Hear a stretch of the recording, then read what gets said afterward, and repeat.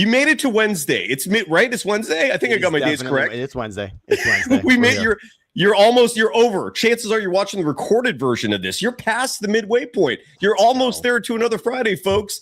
Sammy Betesh, my boy, Philly's own, the city of brotherly love's own Sammy Betesh. Are you so close with your cousin who's from there? The one that crazy cousin Jack. I have a special affinity for it. You know Jack, crazy Jack. You definitely know Cy. He's still awesome. He's still doing it. He still pumps up all of this. He was a big part of Samboni becoming who he became in the end. I mean, Jack has pushed me to these limits always. And Danielle, you know Danielle as well. You know and Danielle. That's what I was thinking of actually. Brother and sister, Danielle and Jack. But you know both. But yes.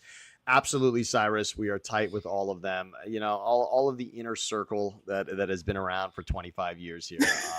All of them. I hold on to everybody, Cyrus. I am painfully loyal, I would call it, in my life. Well, your loyalty is legitimate because I don't think you're staying loyal to people who screw you over. But fortunately, they're not doing that to you. You've got an amazing circle, amazing social circle. Your network is elite, and I'm flattered and honored to be a part of that, brother.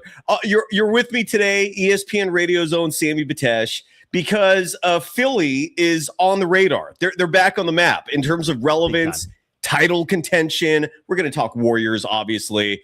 I don't have taps. Philly just got one over. I mean, look, Philly got one over on the Bay Area. Let's be clear. I mean, look, the Eagles took out Brock in an NFC Championship game. There's that recently, obviously. When it comes to basketball, it's not often that Philly and Golden State are running into one another. But on this one, the last chip that was out there was LeBron. Philly gets over on that. And it's clear, you know, the last time I think the Giants beat the Phillies in the last NLCS that mattered for the two of them that they were in. By the way, an amazing. I was going over it the other day. That pitching staff that the Giants took out, it was Halladay, Cliff Lee, Oswalt, and Cole Hamels. And Brian Wilson, that pitch to Ryan Howard, will always be in my mind. Like that finishing pitch. Anyways, it's but as far as Philly and the Bay Area, there is a nice little history there. But when it comes to basketball, there's not a ton, right? It doesn't happen. And yet in this, we can say, Philly kind of for now, for the offseason, Philly got the upper hand. Sure. And Philly also has Bob Myers. So there now is like almost a rivalry of sorts. And Bob's winning. We're going to talk about that. We're going to talk about I'm going to bring up one particular thing with the Philadelphia 76ers that makes me skeptical of them being a title contender. I've queued you up for this, Sammy. You know where I'm going to go with this?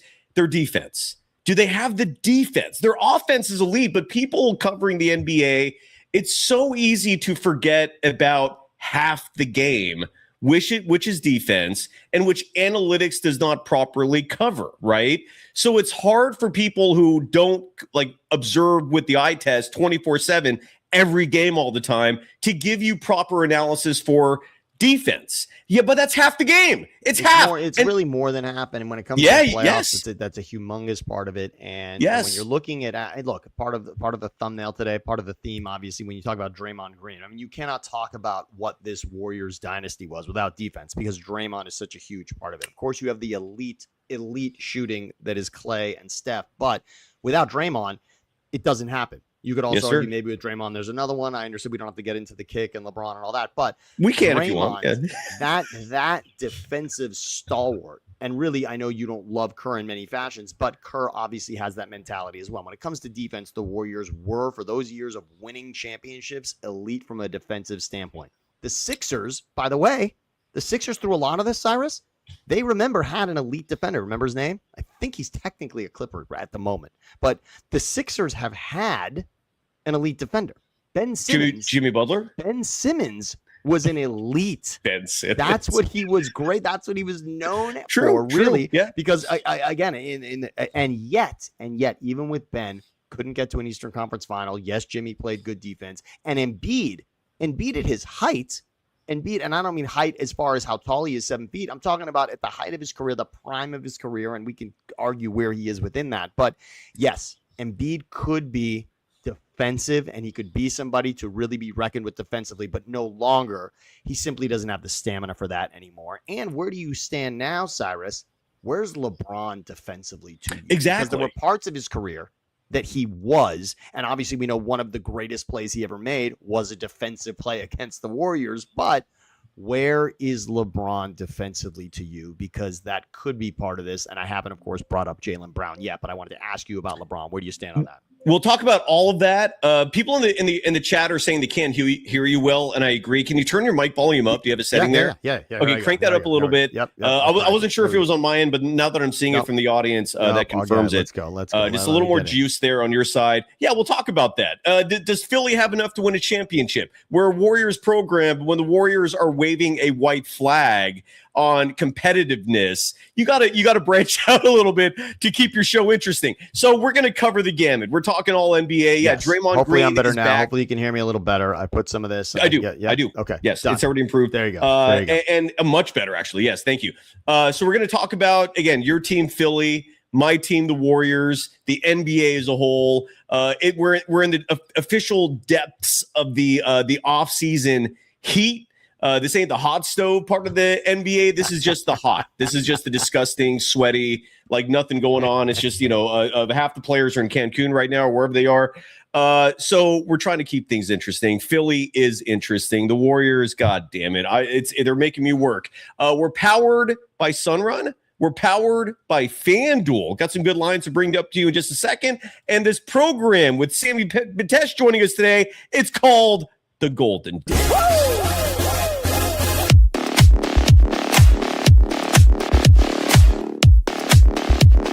Hey now. Let's go. Sammy Betesh. People can follow you on Twitter at Sammy Betesh. Yes. Although I want to make it I made very a clear. trade with my cousin, by the way, Cyrus. I have a cousin who's also named Sam Betesh. Crank it up a little more. Crank yourself up just a smidge more. But go ahead. We made a trade actually on this. We made a trade. He was at Sammy Betesh, and I was at Sam Betesh, and we actually traded at one point. And I decided to go back to Sammy. So yes, and I was known, Cyrus. You knew me right at the time I transitioned from being Sam to Sammy. So there you go. So I just missed you. So you started at KNBR a year or two before I did. Yes. I just missed by I think days Sam Betesh with the ponytail. Oh yeah, I did not ever get to see that, but I heard stories, a lot of stories. It was UC Santa Cruz's own Sammy Betesh, and I want to also add this: you folks out there, you're not allowed to call him Sammy. Only his close friends can. You got to be grandfathered in. Yep, Sam Betesh. Yes. So even though on Twitter Sam. it's at Sammy Betesh. Now, if you're on Threads, it's back to Sam. There you go. Exactly. The IG's got me at Sam Betesh, and that's where it is. So we're good there. And Thread side note, by the way, is blowing up. When we talk about the NBA, Draymond Green is active on there. Kevin Durant has bailed Twitter. He's now on Threads. NBA Twitter is migrating. That migration is in process right now, at least in terms of the players. The NBA Twitter, from the fan perspective, I think it's still somewhat healthy, a bit toxic, but anyway, people can. But it really is. Look, let me tell you something. You caught me. You found me today on Threads as well, and you believe in it. The bottom line is, if you're doing it, if you're out there on it, then it must be real. So we'll go with Threads as well. And IG, everyone's really on IG anyway, right? I mean, that's really what it is. Everyone's just going to sleep watching reels on IG or TikTok, of course. And I know you've been a star there also. No, I'm not. You're a star. I am such a novice on TikTok. That's where my age shows a little bit. A little bit. And look, TikTok's huge. I'm not saying it's like it's irrelevant. Far from it. This is me being antiquated a little bit here. Are you active on TikTok? Okay. So reality is this: editing through TikTok to get things on IG is actually most of what I do. But when I'm there, putting everything through that scenario and getting the edit to where I need it to be, then I realize, you know what, I might as well just post it here and see what happens. So I don't know that you want to call that active or not, but I use the platform. I use it mostly as an edit software, but once it's there and done, I might as well hit post, right? Like, well, I mean, at that point I've done the work. Of course. I've got, right. So that's it. So I would say even Cy, I might convert you that way. I would suggest there are times, and you've got people, in the back doing a lot for you, but you would be great there. Even just with 2 thumbs, you can do a lot on TikTok. It's designed for that, and I think you'd be great at it. Thank you, brother. And we will be active on TikTok. The moment we hit our quota with Sunrun, we start there.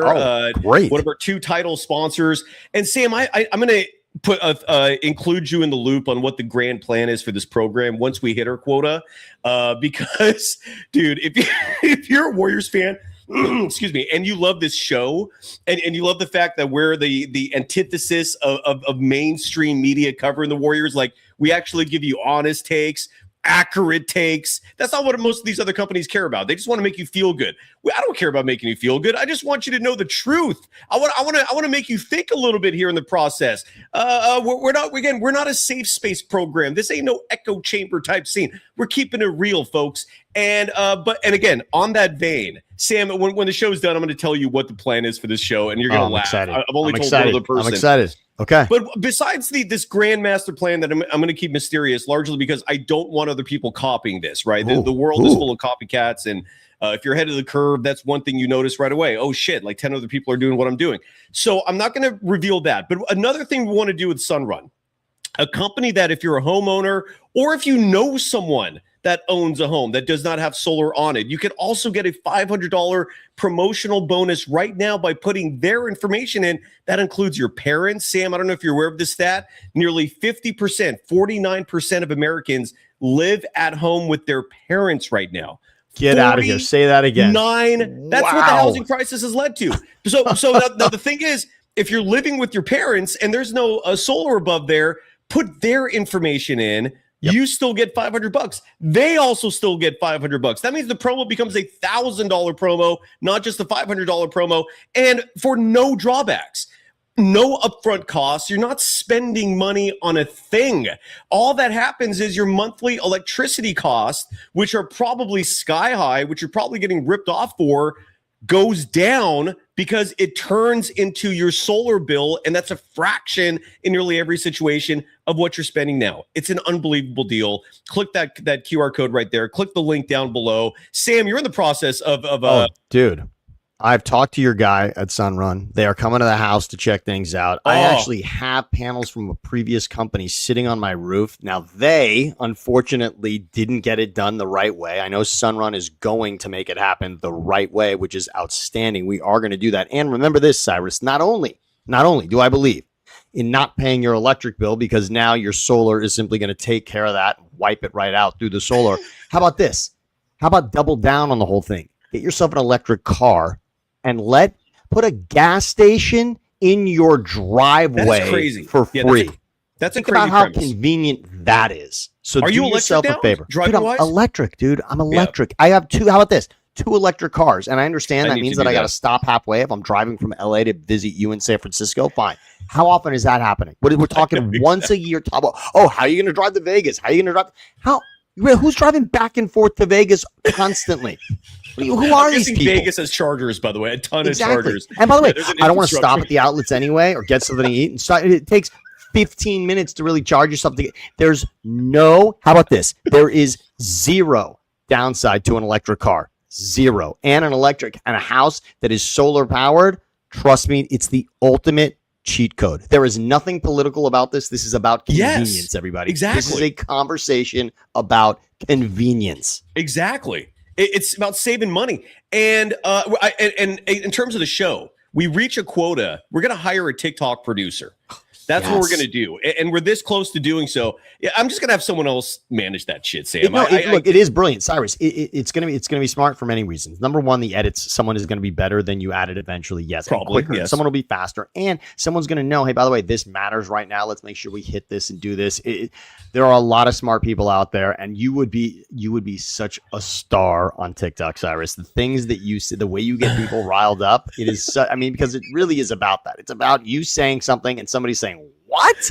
And so shock factor is a big on Of course, TikTok. That's a part of it. I mean, you want to say something that everyone goes, wow, I believe in that. I never thought of that. Or F this guy. What the hell is he talking about? You've got both possibilities there. We know that, Si. You can hit it from both angles.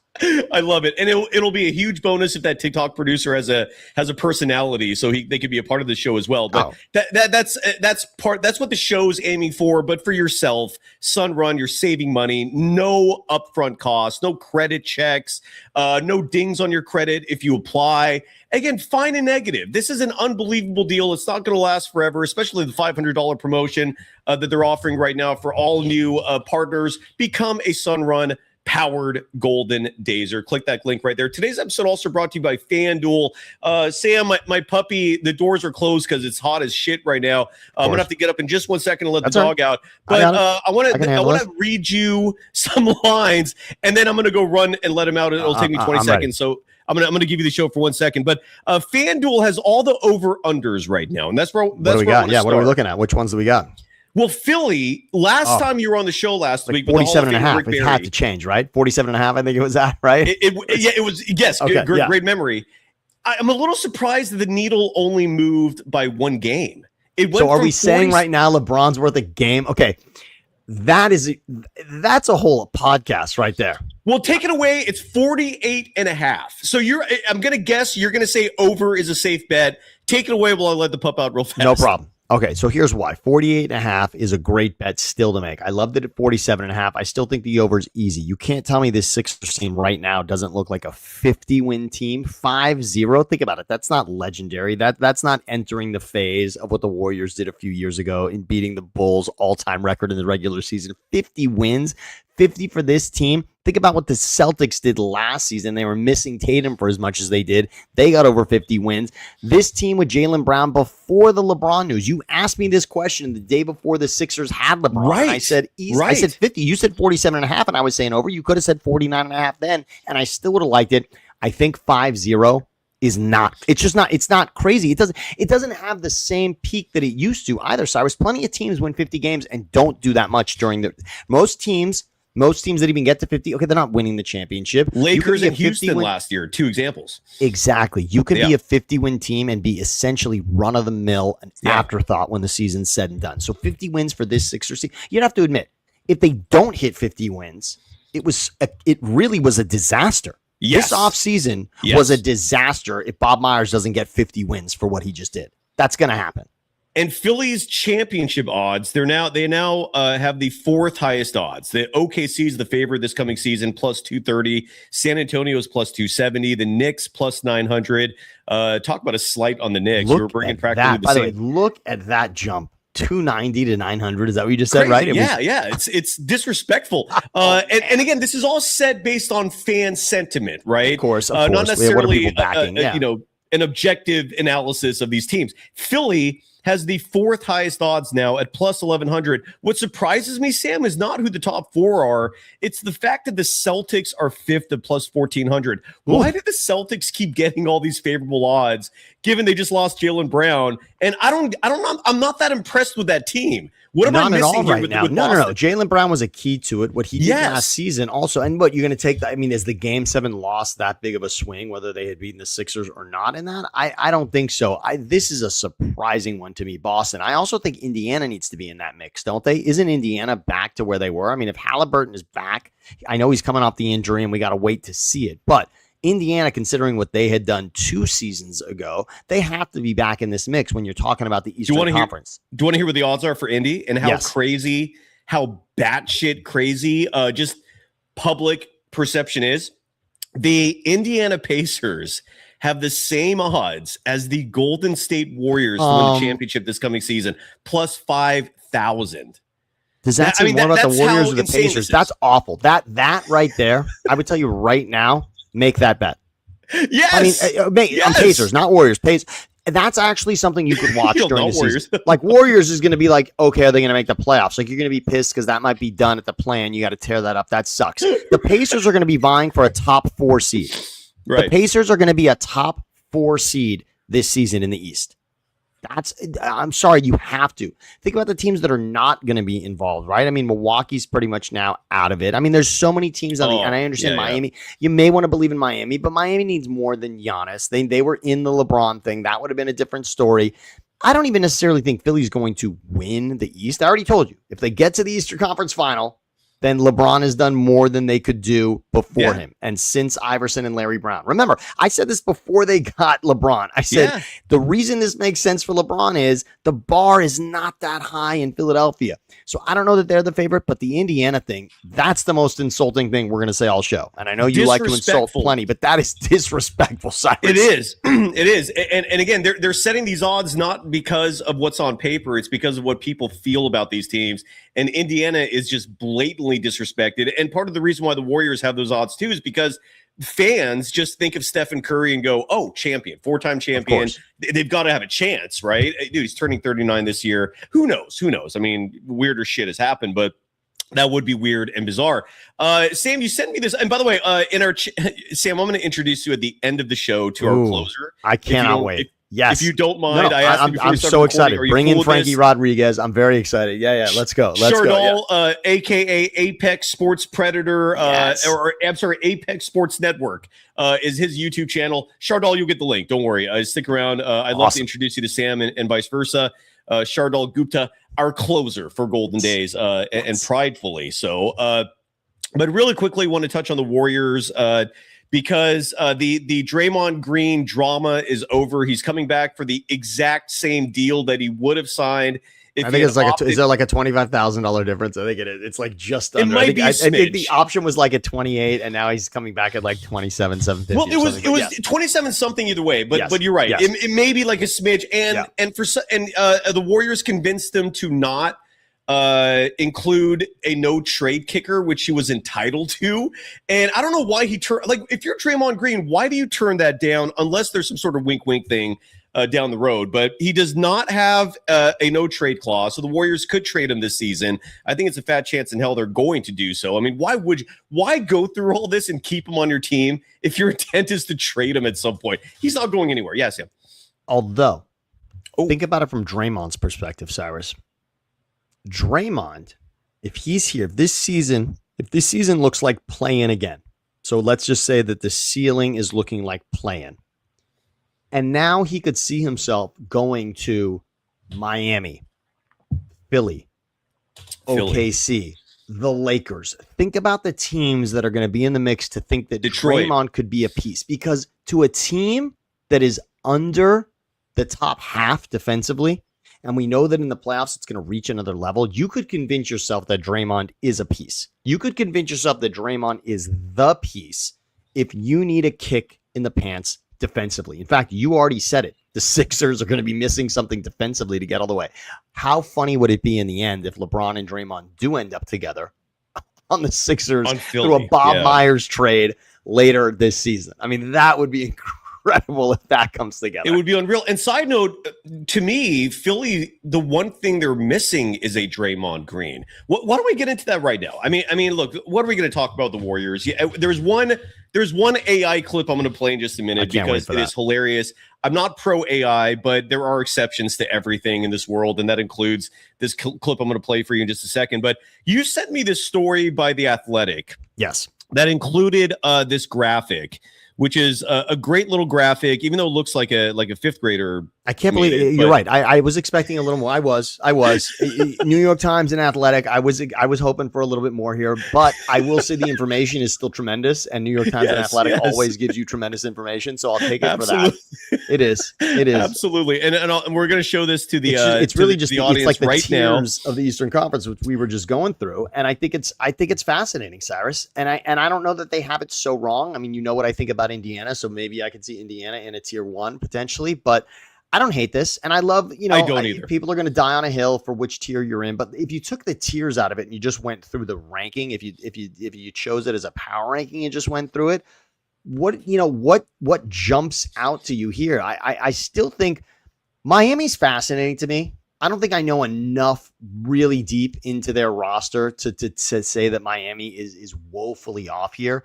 Detroit's a little unproven. We all thought that they were going to beat Cleveland last season in the playoffs the way that went. But this is it's a good Eastern Conference to look at. All of a sudden, the Eastern Conference is interesting, right? I mean, this is really fascinating. For the first time since you and I were like going to raves. Yes. I mean, that's how... Yes.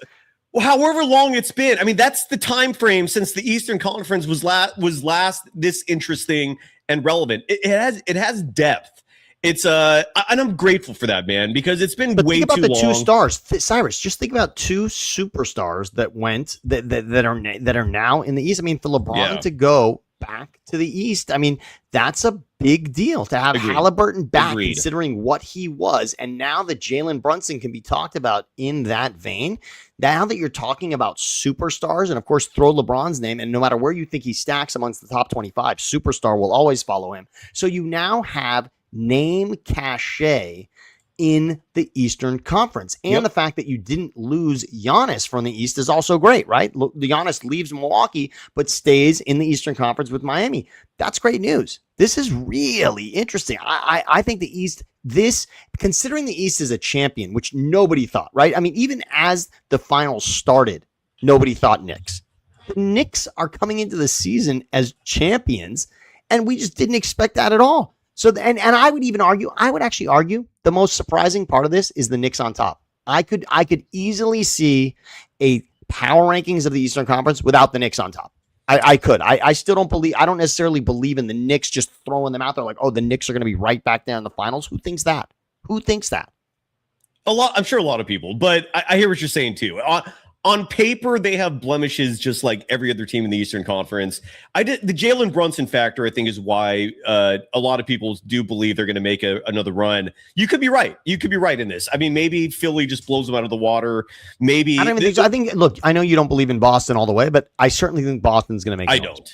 Boston doesn't often. I think if you're looking for disrespect on this one, I think Boston, I could see Boston playing a bigger role than this tier has them at right now. Can you name 3 players on Boston's team right now? 3 players on the Celtics right now? Jesus. Yes, nice stall. That's a good one. That's a good one. Okay, so obviously we've got Tatum. Yes. The Celtics right now, wow. This is why I think this chart is accurate. And this is why I'm shocked at the odds makers and certain people thinking Boston is better than they are. They just gave wait. Obviously, Paul George. Wait, I have to say Paul George. Okay, let's at least give me that. Okay, yeah, we know that. All right, so we know Paul George. All right, so give me that. All right, so Tatum and Paul George. All right, great. They've got that Alex Hermanos guy. I'm sorry, I don't think that's his last name. No, it's bad. It's the guy they drafted last year. You're right. They've got Peyton Pritchard, who's really good. They've got Derek White. But the point Derek White. I knew Derek White. I just read a story today about it went back to the trade when Garnett was traded to the trade that brought Garnett to the Nets, the one that made this Celtics championship run and sunk the Nets with Mikhail Provorov. Yes. And that was so good to read all of that. And Derek White is in the history of what came out of all that. So I did know Derek White as well. So I'm gonna go with that. Tatum, White, and Paul George. There you go. Jesus. But again, that I think is why Boston. This is more accurate in terms of people are gonna swear by the coaching and shit like that. This Boston team, I would be surprised if they're top 4. I would be borderline. You may be right here. You really might be right here. This is interesting. I just love it. The fact that there are storylines across the Eastern Conference that there were not. This is so good. It really is great. And I'm sick of seeing Philly close and not getting there. And I think until I see them get out of the second round, Cyrus, I love the LeBron thing. I love the Jaylen Brown thing. I love Bob Myers. All of it feels right. But I remember the enthusiasm I had for Doc Rivers, for Embiid, Simmons, Tobias Harris, Jimmy Butler. I have had myself convinced many times when it comes to Philly. And even some of those teams I just mentioned were very good defensively. And yet these teams found a way to lose to Atlanta in the second round. I mean, there are some real embarrassments here. I don't understand. And could I see that happening again? I could. I definitely could. I could see the Pistons could. I could see a world in which the Pistons beat them in the second round. Real quick, I want to talk about Detroit because I do think they're the team that's underrated here. But for the podcast audience who cannot visualize this screen, I want to read it off in order. Yeah, let's go. Go for it. Yes, I want to enunciate what this graphic entails because it's just as good, I think, when you hear it out loud. So the Athletic, and I don't know who the writer is who made this graph, but they have 6 tiers, and I'll just go in order because Sam, I think you're right. If you just read this literally without the tiers and just go in order as a 1 through 15 ranking, it's just as good. Number 1, New York Knicks. Number 2, Philadelphia 76ers. That's tier 1, the contenders. Tier 2 is one notch below. Indiana 3, Detroit 4, Cleveland 5. Tier 3 is one move away. That's Miami, who's 6, Toronto, who's 7. Kawhi Leonard, by the way, still not official that he's with the Raptors, but we could talk about that in just a second. Tier 4, this team is dangerous. Boston is 8th, Atlanta 9th, Orlando 10th. Orlando, another team that might be underrated here. Tier 5, might be dangerous. The Washington Wizards, that's kind of crazy. The Charlotte Hornets, the Chicago Bulls with a Caleb Wilson, who is a gem. And last but not least, tier 6, teams 14 and 15, the Milwaukee Bucks, Milwaukee, and the Brooklyn Nets. Brooklyn appropriately dead last. That is just a joke of a franchise. So those are the top. Those are the 1 through 15 rankings that the Athletic released, which I think is far more accurate than what the odds makers at FanDuel are listing. And again, this is not a FanDuel slight. This is them. No, this is what people believe. This is how the money's coming in. Yeah, absolutely, of course, exactly. Because a lot of people don't get that. That's how these lines are set. So I think 2 teams here that are underrated. One is Detroit. And I bring up Detroit because Cade Cunningham is still super young. That team, I think ultimately their demise was Jalen Duren at 22 years of age, not being able to replicate his regular season success and translate that to the postseason, largely because the matchups became very difficult for him. The pressure was too much for him. And I do have high hopes for him. A kid who's 22 years old, doing what he did, making third-team All-NBA. I'm borderline shocked Detroit has not paid him the money yet, but he's going to come back. Detroit has Cade Cunningham. They added John Collins, Duncan Robinson, whatever. I love the Isaiah Joe edition, which they got for practically nothing. Asor Thompson is coming back. Kevin Huerter is a good shooter. Paul Reed is now the backup center, replacing Isaiah Stewart, Big Stu. Let me see if there's anyone else here worth mentioning on this team. And it's going to be Jalen Duren. They did lose Tobias Harris. I wish they were more aggressive. They have too much talent to be a team that's acting complacently like they're good enough. But I still think Detroit is going to make noise. That's just me. Do you think I'm Detroit, crazy, Sam, saying that? Look, I'll say it all. Detroit, think about how different we think about Detroit if they win that game 7. Obviously, it's a game that's at home, so everyone kind of just thought, okay, it's going to be theirs, right? And obviously, Cleveland and Donovan Mitchell, that was a tremendous run for Cleveland. We saw what happened against the Knicks, and nobody would maybe, do we think that Detroit would have beat the Knicks? Now that we've seen the Knicks win it all, we don't think that. Now, going into it, we thought, yes. A lot of people had that as the route. A lot of people who were just going through it like a bracket for a tournament. A lot of people had Detroit beating the Knicks. That was actually a very popular choice last season, was to have Detroit going all the way to the finals. The most shocking thing that happened was that game 7 went to Cleveland. That threw a lot of people off. People didn't have that. Detroit had such a special regular season that people thought it was going to translate, and it was translating that way. The most surprising game before the finals, the most surprising outcome of a game was that game 7 between the Cavs and the Pistons was the surprising one. When you look at what the line was going to the game, when you look at the money was in regards to that, in regards to Vegas, that was the most stunning upset right there. Yeah. So how different do we feel about Detroit if they win that game? Big if, I hate it. The 2 biggest letters in sports are I and F, but that's what it comes down to. So I'm with you. I'm as confident as I was last season about Detroit. They were very quiet. They're not going to be as quiet this season, right? People are going to know it going into the season, but I like Detroit as well. I still think the East is wide open. If we can just calm ourselves about what LeBron means. I said it last week. LeBron was not holding up, as Adam Silver said, what we're going to do with this schedule because the bigger names had moved ahead of LeBron. LeBron, for the first time in his career, without question, is not the best player on his team. Without question. Last year, you could say there was a question. I understand now we're saying, of course, Luka's the best player, but there was a question to it, and LeBron is the one who had to carry them to a first-round victory in the playoffs, right? Yeah. So LeBron had at least a path to say he was the best player on when he left the Lakers. But now, this Philly team, you could really make the argument that he's the 3rd best player. Really. It doesn't take it, right? Who's won an MVP more recently, Embiid or LeBron? And it's Embiid. Yeah. And Jaylen Brown. Stay healthy. That's always been his issue. That's fine. So I forgot to mention, by the way, Detroit has Ron Holland, who is a spectacular defender. I guess I look at teams who are chock full of young players who have not reached their potential yet. And when I look at a team with a roster full of players like that, their ceiling hasn't been tapped, right? And Detroit has, like Cade Cunningham, for example, he's only going to get better. Like he's going to get better and better and better. And he led his team 1 win away from reaching the Eastern Conference Finals. Detroit, all I'm saying is don't sleep on them. Also, the Thompson twins, Asor Thompson and Amen Thompson, like their ceiling nowhere near reached. Like those two are still raw as F. and they're just going to get better year after year. So Detroit's one team I sleep on, or that I think is underrated in that overall list and discussions. Yes. Orlando's another one. Orlando's a weird ass team who has size, who has physicality, who I don't really know if they have holes, but they're not consistent.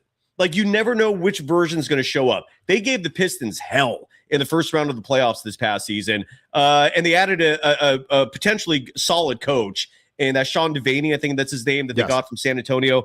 So they're another team that's underrated. So let me ask you this, Cyrus. Let's go with the sexy teams right now. You said that Philly's going to have an issue defensively, and I still think that'll be something they have to solve. Is it time to get into that now, or I want to ask you this. Okay. Now that we looked at the East, I want to look at the sexy names in the East to ask you which of these three you think will end up on top. Now, you can talk about it for the regular season or the playoffs. Take it wherever you want. But we're talking Knicks, Sixers, and I'm going to say Miami, and I'm going to throw Indiana because we believe in that. So I'm going to take Detroit and Cleveland out of it because Miami with Giannis, I think, is fascinating. So Knicks, Sixers, Pacers, Miami. Who finishes? Who's got a better chance there? Knicks, Sixers, Pacers, Miami. What does it look like right now to you? A lot of people are saying Philly. Everyone loves Philly right now. Everyone loves it right now. Philly, yes, Philly has won the offseason. I've seen Philadelphia. I've seen the Eagles win the offseason and go nowhere before. I mean, this happens a lot. Everyone's talking about the Rams won the offseason. Will they win the Super Bowl? I get it. But right now in the East, Knicks, Sixers, Pacers, Giannis, Miami Heat. Where do we see it? In terms of like what order, which one of those, or just which one? Just pick one of those four. If you had to say, if you were going to bet your life on this team and representing the four, again, the East, it's the New York Knicks, the reigning world champions. Right. The and Sixers. what we've seen for I think 7 or 8 years in a row now is the difficulty in repeating as a champion, and the core variable for that is hunger, right? Like, do you want it as bad in year 2? And that's where you have to have so much talent to overcome human nature, which oftentimes creeps in here, right? It's you have a ring. You suddenly feel good. The moment you feel good, you're vulnerable. Of course, and someone else is hungrier. Someone else feels ripped off last season, right? How many teams feel ripped off? We were this close last season, and now you've got that drive, you've got that hunger, and it's an FU to the team in front, which is obviously the Knicks. That's the team that got over on you. So I would just say amongst those four, which one has the hunger, really? Right? I mean, Giannis has a championship, so maybe you'd say hunger isn't there for him. The Knicks as a team just did it, so you got to ask yourself whether the leadership and the coaching is tough enough to get that going again. I think Mike Brown learned a lot with Kerr in Golden State, so clearly he's got that. He understands what it's like to win multiples, so maybe that could happen. Indiana, to me, feels like the hungry team, though. Don't they, Sorry, doesn't Indiana feel like if Halliburton doesn't get hurt in game 7, right? Like they're still banking on that. They might win that very well. Yes. You're 100% correct. They were this close to being champions. I'm not forgetting that either, Sam. You're 100% correct. But again, there is that wild card of their best player is coming back from an Achilles tear. Like, of course. What are we going to see there? The good news is Tyrese Halliburton is not a guy who for most of his career has relied on athleticism to thrive. He's a playmaker. He's high IQ, elite shooter. So I don't know if the Achilles thing will derail him in terms of leading that team. But you're absolutely right, dude. I'm not sleeping on them. You're asking me top 4 Knicks. I'm basically saying even just pick one. Like take one to be the best. Well, which one represents? Again, if I only gave you these 4, let's say we're at FanDuel and I said take everyone out, represent the East in the final. One of these 4: Knicks, Sixers, Pacers, Miami Heat.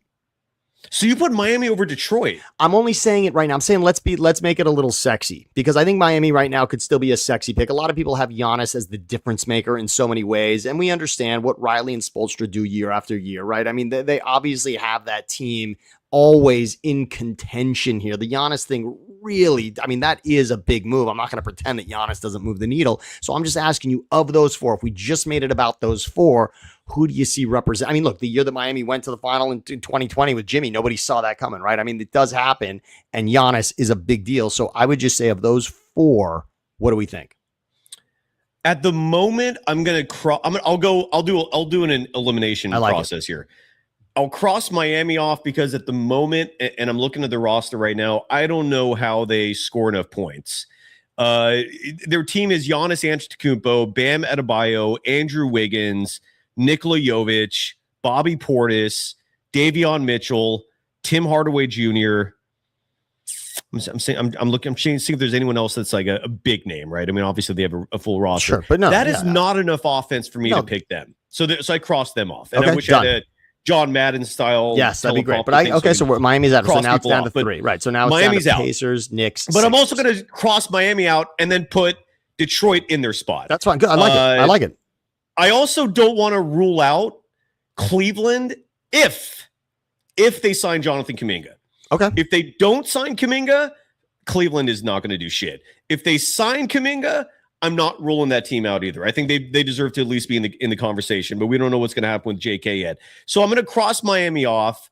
I'm going to begrudgingly cross Indiana off just because it's the year layoff, the Achilles comeback.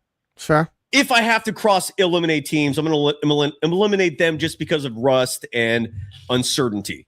I'm going to begrudgingly cross Detroit off only because I still don't know if Cade Cunningham has enough help. But I'm I'm not feeling good doing that. Before we narrow down the final two, the Knicks and the Sixers, is Toronto a team that we should not be sleeping on?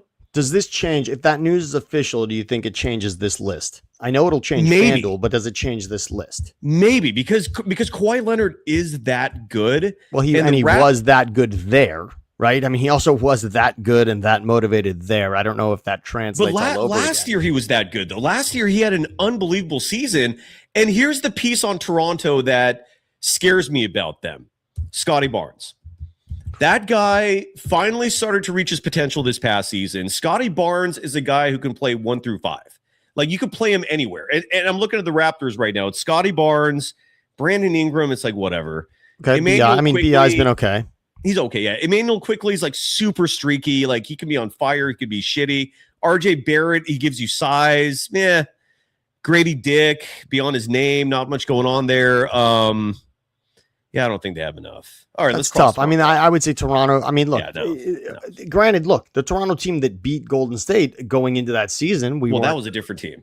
Of course. What I mean is, I don't. But I don't think. But that team was not. I don't know that Toronto team was probably in a conversation with 3 other teams going into that season that could do it. So, this is Knicks and Sixers. So if we're saying it comes down to that. If we're saying it comes down to Knicks and Sixers, and this year we know that was a sweep, different team, but what does that look like? What does that look like? If the Sixers can finally get to the Eastern Conference Final, do they get over another hump that they haven't gotten over since 2001? I don't know. We'll find out, but I don't think Toronto's it. By the way, Sam, I want to introduce you to some of the ignorance that permeates, I'm guessing, all fan bases, but in Dub Nation, it's a loud, toxic group. We have Jimson Yang, who, and again, certain people in Dub Nation, they just hate Kuminga. They just hate him with a passion because he had the audacity to actually speak out against his head coach, who was derailing his career and derailing the team in the process. It's not like Kerr's decision to DNP Kuminga all the time paid off. No, I mean, it's not like they were those winning teams because of it. That's the part that drives me crazy for all these Kuminga haters. It's like, okay, it's one thing if benching him led to success. It did not. Like, they got worse because of it. What hurts your argument? You're right. What hurts your argument is Atlanta, right? The idea that Atlanta decides that he's not worth it is what hurts the argument a little bit, right? Well, I thought he played I'm going to push back on that too, because why are we giving weight to Atlanta's front office? Okay, fair. Why are we pretending that Atlanta's front office, led by Steve Kerr's buddy, is somehow the arbiter of whether or not a player is good or not? Atlanta, to me, is going to take a step back, I think. That was a colossal mistake. I'm not going to forget that the Knicks lost 3 postseason games. 2 of those were to the Hawks. Yes. With Kuminga being the best player in those games on both sides of the court, right? People will bring up CJ McCollum as having these unbelievable offensive performances. Kuminga was right behind him offensively, and he was elite defensively, shutting down often a much bigger Karl Anthony Towns. And people like Jimson Yang, who bring up 12 points per game, look at the minutes. These 12 points per game were based on like 20 minutes per game. When Kuminga plays 30 minutes a game, which is what I've always advocated for this kid, he averages over 21 points a game. He averages over 6 rebounds per game. He shoots over 41% from deep. All he needs are minutes. And why did he turn down the Lakers, Cyrus? I'm sure that would have been the most interesting destination. Money. But wasn't it 2 for 20? Wasn't he wants 2 for 40. If you want Kuminga, you got to double that value is what it comes down to. Kuminga wants cash. There are a couple teams that I think will give it to him. The Bucks. I don't know what the Kings are doing. I have no idea if they're in the mix. I feel like that would be the perfect fit for him. But the point is, man, like I don't know why you criticize this guy when he's never had the opportunity. We're basing the criticism entirely on what one head coach and now a second front office whose buddies who came from that same system, their judgment. And I don't trust their judgment. I don't know. Sam, am I making sense? Do I sound You're crazy making a here? lot of sense. I'm not going to put everything on Atlanta. I'm only going to say that now you've got two organizations ultimately that are not ponying up for this guy. Now that does start to say something. Two organizations that don't pony up for somebody is enough to say, because change of scenery. A lot of people say change of scenery. Change of scenery to Atlanta did not make a big difference to Atlanta to make a commitment. I'm with you on the idea that Kuminga was better with the increased time, right? He was better with the increased role. Certainly, if you compare what happened in Atlanta to what was in Golden State, the problem is, why does Atlanta move off that? I don't understand that. I don't necessarily understand that.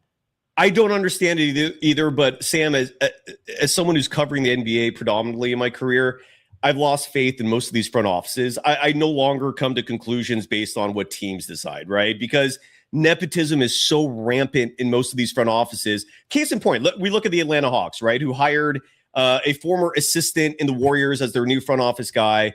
One of their big moves this offseason was hiring Tim Bontemps, a baseball guy at ESPN, as one of their front office execs. You're right. Their former head of scouting was Grant Liffman, whose career was acting in soap operas in LA. And that career dried up. He was roommates with Landry Fields, former NBA player, who was the Atlanta Hawks GM. They're buddies from college. Landry hires him as the head of scouting. And this is why I have zero faith in front offices. I'd rather just trust my own eyes and my own observation skills. And yeah, but look, it's not a good look to have two teams go pass. I'm not doubting that. But I'm not going to sit here and judge Kuminga as a player either, because those two teams said, no, we're good.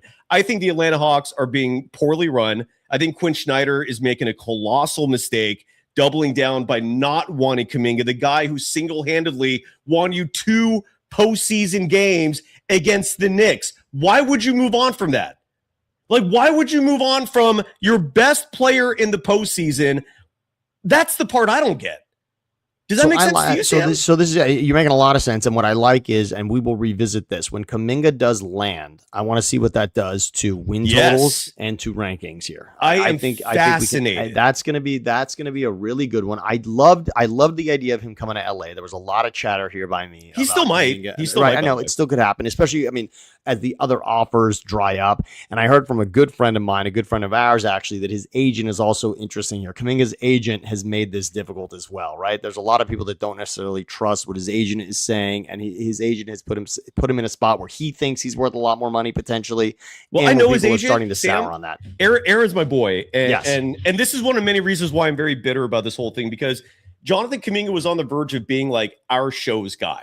I developed a relationship with Aaron Turner. I developed a relationship with Jonathan Kuminga. This was good. I would have potentially had a weekly segment with JK on this team as the face of the Warriors, but Steve Kerr had to be an absolute piece of shit. And so here we are. Kuminga is now looking for a third team. The reason why Kuminga is not signed with the Hawks yet is because he wants $20 million per, with the Lakers. I'm sorry. The reason why he's not signed with the Lakers 2 yet for 20 is what that is because he wants $20 million per season. The Lakers can only offer $10 million with salary cap restrictions, and the Hawks don't want to play ball with a sign and trade that sends Jared Vanderbilt there. The Hawks have no interest in that money. The Hawks also have an issue with owners who are pretty frugal. So they don't have an ownership group. Side note, they're owners. I don't know if you're aware of this. Jamie Gertz is one of the owners. It's a husband-wife team. Yes. Miss, you don't have a spare? What was the quote in Seinfeld? A square to spare. You don't have a square to spare? Square, yes. Not one square to spare in the toilet. This was a bid with Elaine Bennis, a.k.a. Julia of course. Louis Dreyfus. Jamie Gertz is a famous actress who is retired mostly, but her and her husband own the Hawks, and they have a reputation for being frugal, and they don't want to take on Jared Vanderbilt's contract. So LA's had to look for a third team, and apparently that's become challenging. The Cavaliers are reportedly interested. I'm with you. I just want to see. Well, the Cavs, I think, have the exception, right? The Cavs, there's only a few teams that have the exception. I think the Cavs do have the money. The Cavs are one of the teams. That's why they keep coming up. There's not a ton of teams that actually have that exception available. And so the Cavs do. So that's a worthy spot for him. And I would say, does that change things? I think the Cavs now become part of our conversation.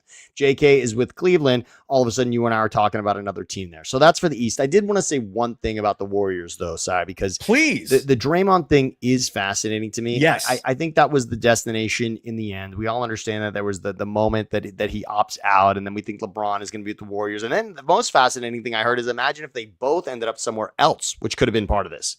There could have been a moment, right? There was a moment in time where we thought, wait, maybe Draymond's opting out because he knows LeBron is going to end up with Philly. Maybe they both end up in Philly somehow or somewhere else, maybe in Cleveland. Actually, I think I heard it was Cleveland. That's what it was.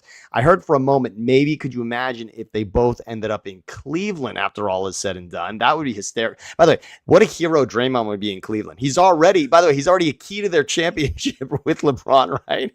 Imagine if him and LeBron together in Cleveland. That would be amazing. But now that it's Draymond and Steph and Jimmy, I have two questions for you.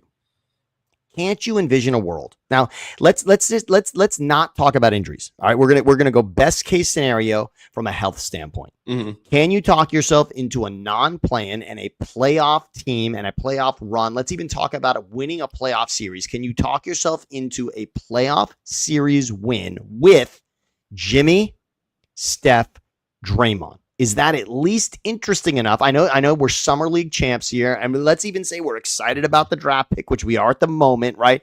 Is there a world? Because right now, waving the white flag is. Hold on, Sam, hold on. You brought up the draft, the Axel Foley. Go ahead. I'm sorry. Love it. And it's so true. And the Axel Foley is well worth talking about here. But is there a world where that team wins a playoff series in the West? I mean, again, Lakers are largely irrelevant when it comes to the championship last season, but they did win a playoff series against, I'll put in quotations, Kevin Durant. We all know that he didn't really play, but the Lakers without Luka and Austin Reeves won a playoff series.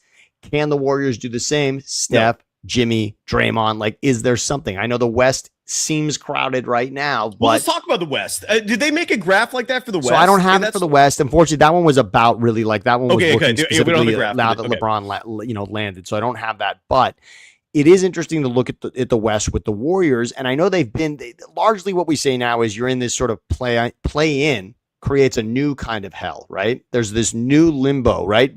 Playoff, like being an 8 seed. I remember the Hawks, actually, we talked a lot about the Hawks. Remember when the Hawks used to be like, they were the classic team that would make the playoffs. There was a year they had 5 All-Stars, by the way. Remember that when they had, I think it was Korver, they won 60 games. Right, exactly. Yes. So Al Horford was on that team too. Horford, yes. So there was the Hawks. There were Hawks teams that made the playoffs year after year and yet ended up not collecting high draft picks. Then there were those Hawks teams that were even going to conference finals and not getting over it as well. Play-in limbo now is the worst you could be, right? Isn't that the absolute worst? I mean, you mean not like even, what the Warriors are year after year? Correct. I'm saying, what kind of a weird spot is this? Like, we're not really competing. Now we're competing for a play-in, which it's worked. Give Adam Silver credit. Because you get caught up as a fan, right? As a fan, like once your team drops out of top 4, now you're like, can we make the playoffs? Like everyone's like, all right, are we a top 4 team? Then when you're out of that conversation, now you're really excited to just make the playoffs. And now the play-in has added this new fun game for fans to say, well, we're almost there. And you start to convince yourselves, well, we'll make the play-in and then we'll get in and then anything can happen. Right? The amount of ifs involved with that is so disgusting. Yet all you need is this much hope as a fan base to start convincing yourself. And that's the reality of this Warriors team. It sucks, but can there be a way in which Jimmy, Draymond, and Steph carries you beyond that and firmly into a 6 seed and a playoff win? No. The answer to that is a resounding no. First of all, Jimmy's not going to play until January at the earliest. That's one of many crazy parts. Like we haven't really talked about this on the show, but some news items have dropped recently from credible sources that the Warriors could have had Jaylen Brown, but it would have cost them 4 first-round picks, right? They could have maybe had Michael Porter Jr. Last year, but Steve Kerr shot that down. The point is there are some names out there that the team could pursue, but they want to keep Jimmy Butler. And there's another report that maybe they could have traded Jimmy if you attached a first-round pick or two to Washington. Well, that is real. So the Anthony Davis thing, now that you brought that up, let's discuss. But really quick, we can discuss. Yeah, go. I just want to add. The Warriors are turning these trade ideas down, partly because they don't want to give up the first round picks, but also because they want to keep Jimmy Butler. I don't get that part of it. A guy who's not going to be back until, again, January at the earliest, and then you're preying on a 37-year-old coming off an ACL tear, one of the most severe injuries a professional athlete could ever suffer, and that is what you're pinning your hopes on? That's batshit crazy to me. But that's my take. I don't know. I love Jimmy. I love Jimmy in the locker room. People in Philly have a very weird opinion of Jimmy Butler. Because before this year, when the team has real hope because of Jalen and LeBron, before that, the closest this team ever got was bounce, Kawhi game 7, right? That's as close. This team, as far as getting over, quote, the hump, this team making it to a conference final in Philly, the closest ever was game 7 with Toronto, where Jimmy ties that game late, by the way. That game went to the point where the final possession was in Kawhi's hand. Jimmy had tied that game. Then Kawhi comes down and hits the 3 to end it and win it. That's how that went. But Jimmy... And then Philly gives up Jimmy for nothing. Or for Tobias Harris, right? The quote from Jimmy is Tobias Harris. I think it was slightly more complicated than that, but not much. Not much. It wasn't much. One of many reasons, Sam, why front offices, I have zero faith in them, man. I just don't trust NBA front offices. Like I'm with you. And I don't know how the analytics could have even told you that was worth it going the other way. I don't understand it. But the reason that people in Philly have this love affair with Jimmy is because of that. Because Jimmy, off of that, for a team that they felt strongest about, then he did what he did with Miami, dragging that Miami team to a 6-game series in the finals with LeBron the year that the Lakers won it in the bubble. So Philly's got it in their minds that he was that missing piece. And it's not just because of on the court. And of course, he was very good on both ends of the court. But remember, it was a locker room thing because that was a divided and weird locker room where Embiid and Simmons couldn't get on the same page. And Jimmy came in there, much like the knock on him with Minnesota was that he was too much of a hard ass. Philly respects a hard ass. Philly likes a hard ass. And so that part of Jimmy, is there a possibility that Golden State loves that also? Well, and yes. Well, no doubt. Well, first of all, I forgot the name of the coach who I think was ultimately responsible for Jimmy leaving. Was it Brown? His last name was Brett Brown. Yes. And who knows what that guy's doing now? But no, and by the way, he was like a Popovich. He was in the Spurs organization. Brett Brown doesn't always mean that's a good thing. Mike No. You talk about nepotism. Remember, he was tied to Ben Simmons through LSU. There was like a really weird. Brett Brown was tight with like Ben's father through. There was a lot there with Brett Brown. So yeah, go for it. And so you're right. And Philly again, they move on from Jimmy Butler inexplicably. A horrible decision. The thing, you're absolutely right about the chemistry issue, and I think, or not an issue, the chemistry variable, and ultimately that's that's the Warriors' modus operatus in 2026: chemistry, fit, comfort. We want our safe space, bro. Here's the problem with that: you won 37 games last year. It's one thing if you're a 50+ win team competing for championships. Chemistry sure as shit matters. When you're a 37 win team and your team is pushing and your best players are pushing 40 and you're worrying about chemistry, dude, it's white flag, man. We're done. Just give us your season tickets. We'll take your money. We're not promising shit. Just give us your money. You want assurances? Just give us your money. You get season tickets. Just shut the hell up and sit down. That's what's going on with the Warriors in 2026. It's crazy. Do you understand what I'm trying to say here in terms of chemistry with that? There's another great story. If you want, for everyone out there, of course, listen to this podcast, Golden Daze, to get your information and to get a good feel for this season. Also, the Steph Marcus Thompson conversation after LeBron went to Philly is a really good one. It's a read. I don't think it's a pod. I don't think it's video. I don't think it's Steph. I don't think Steph's speaking in it, but he's quoted all throughout it. Yeah. And it's really about him giving a full throttled sigh for this season, Cyrus. That's what it feels like to me. It feels the article feels like this to me. And he does speak to the what if Jimmy is healthy last season. There's a lot of that in it, right? There's a lot of Steph saying like, well, it's tough to talk about it because we could have been. Can I add to that, Sam, yes. as a Warriors insider who hears a lot of shit, Steph, the front office, Kerr, they all believe steadfastly with conviction that the Jimmy Butler injury was the difference between them winning a championship and not. Like, they believe that to the core. And I'm going to add this, my 2 cents to it, which is, if you had not ruined that Kuminga situation, I think you're right. But you needed some young, athletic wing type player like JK. Yaxel would have been good 2 years ago. That's a huge reason why I love Yaxel, is because we might have found a replacement for JK incredibly. And that's dumb luck, man. That is just luck that this happened, but it did.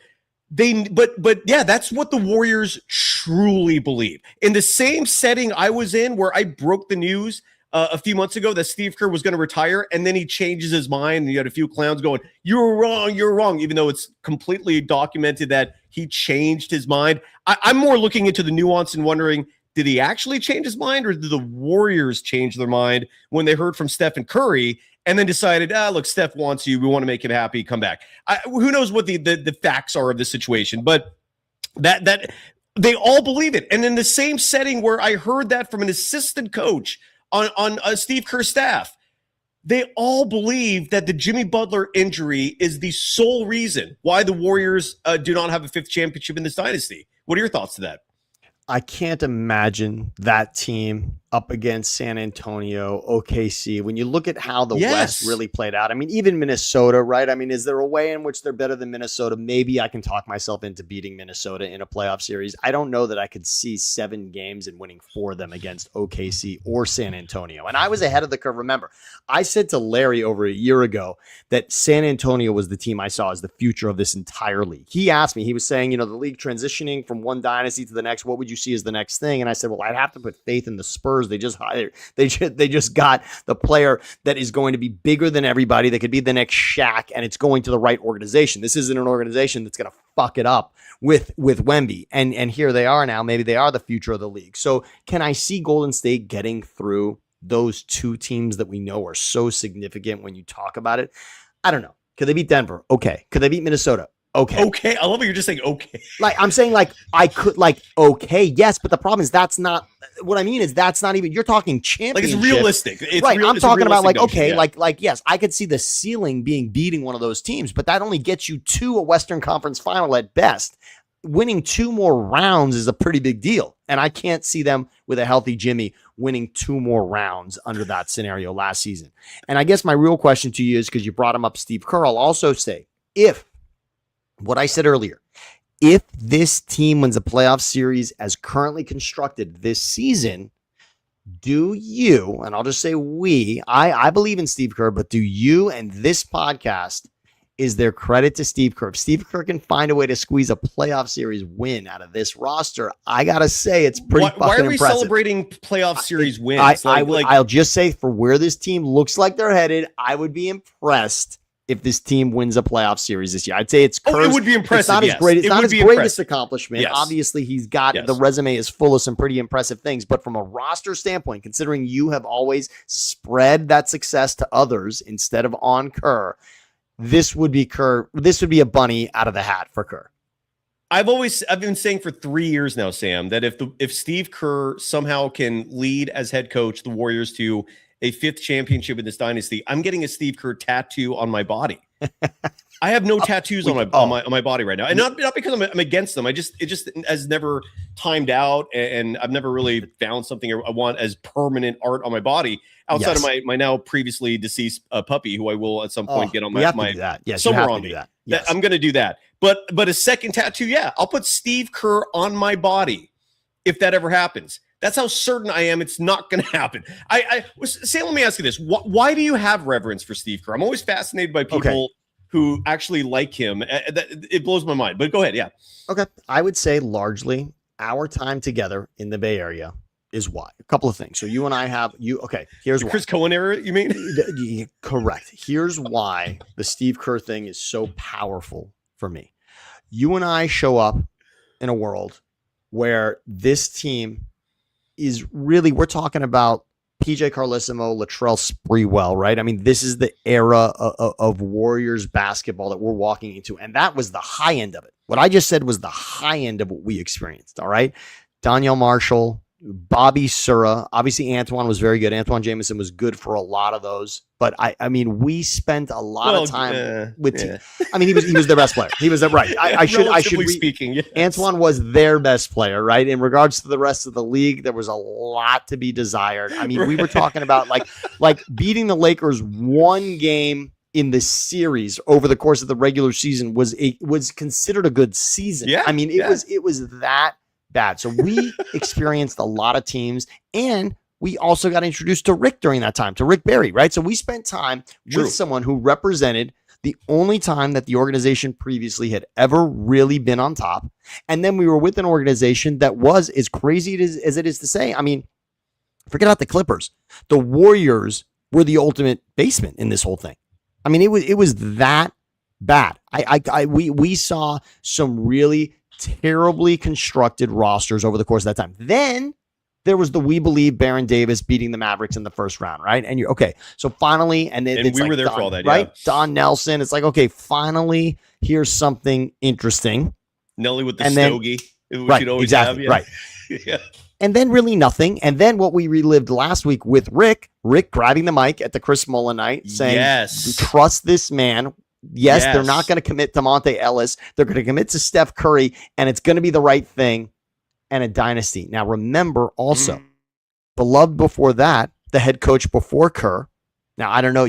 Part of your argument must be on this in some way. Of course. And of course, Mark Jackson still doesn't have a job in the league. So it's like all of that is really like fuzzy math and really weird. And why was he it's blackballed? politics. And this is where it plays such and it's corporate politics, right? Yes. It's that plays such a huge part in this. And it goes also to why I have little faith in front offices, because most of them are also playing this corporate game, and the corporate game does not often translate to talent and what works best on a court. But I apologize for interrupting you. Go ahead. All I'm going to say is Mark Jackson was doing something that I already was talk about reverence. I had reverence for Mark Jackson because you and I had not seen that there was like, as far as a core, like the Baron Davis thing was fun, but it wasn't like a young core, right? That was clearly, that was lightning in a bottle. We understand that. And as it was, look what the Mavericks did from that, right? They end up winning the championship later from that, in that horrible moment where Dirk's got to get the MVP trophy after losing. But it derailed them for like 3 years, man. It was brutal, but obviously the last laugh in the end for them. But Mark Jackson clearly had it ascending, and you could see, oh, wow. This team believes. This team has a core now. Mark Jackson is changing the culture of something that you and I thought, and again, very great organization to be around. Really fun to be around the Warriors. The building was great. It was lively. We love Raymond Ritter to this day, right? Like all of that was super cool. Yes. And side note, Raymond Ritter was begging us to come to games back then. It was awesome. We loved hanging out with Raymond Ritter. Okay, we did. I've got 4 tickets. You guys want to come? It was awesome. It was awesome. We did. We loved it. And credit to Raymond, and what a tremendous dude he is to this day. He's Love amazing Raymond Ritter, okay? But Mark Jackson had it clearly moving in the right direction when it came to wins. And again, competing now in those series against the Clippers, and all of that was so interesting.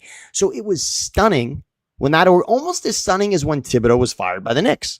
I thought, wow, well, the only way this works out is if now a year the Knicks later win. Right. Do they have to win with Mike Brown? Well, they fucking did it. Okay, congratulations. Well, Steve Kerr, the only way to me, I was like, you're going to take an organization, again, the Knicks, like you've been irrelevant. Now you're in the Eastern Conference Final. You're going to tell Tom Thibodeau to fuck off? Good luck. Warriors, you've been fucking irrelevant since the one run with We Believe, and now you're going to tell Mark Jackson to fuck off? What are you thinking? Now, what are you going to win? What are you going to win 4 championships with Steve Kerr?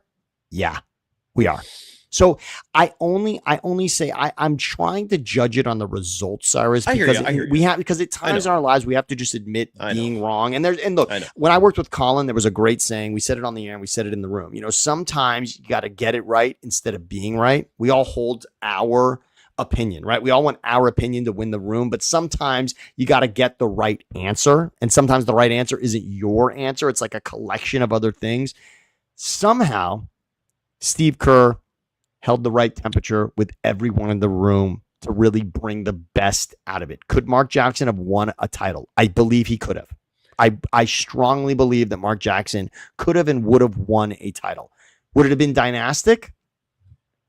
Well, and just to add to that, would it have been dynastic if Kevin Durant didn't come? That's why I hesitate. That's a good one. That's a good one. That's an this, interesting. You're right. That's interesting. All this credit, although technically, wait. But I just want to get the timeline right. championship season, followed by record-setting regular season without Durant, followed by the 3-1 Draymond kick loss. No. The 73 win 3-1 was all the same year. That's what I mean. No, that's what I'm saying. In other words, the best, like technically the best season they ever had, you could argue was like without KD. I'm trying to just go back and remember how. In terms of 73 wins, yeah. Right. What I'm saying is they were so great. They were like, to me, what I mean by that is they were on their way to a dynasty without KD, right? Like you could wrap yourself around that. Like much of the way the Seahawks were almost a dynasty with Pete Carroll, but they lose on the Malcolm Butler play, right? Like it's sort of like you could talk yourself into it was almost 2 in a row, but it wasn't. Same with those Warriors. It was like, well, that was kind of 2 in a row, even though you lost the 3-1 lead and you got the Iguodala block and then the Kyrie shot and like all of that. But you're right. KD's an interesting one there. And how much credit does Kerr get for that? Other than, by the way, think about this, Cyrus, what's KD done without Kerr? Without Kerr? that's the part where we're like, I don't know why you say it like that. Kerr's responsible. Here's where I push back strongly. The one guy who was there at the beginning of the success until the end of the success was not Kerr. It was Bob Myers. I also...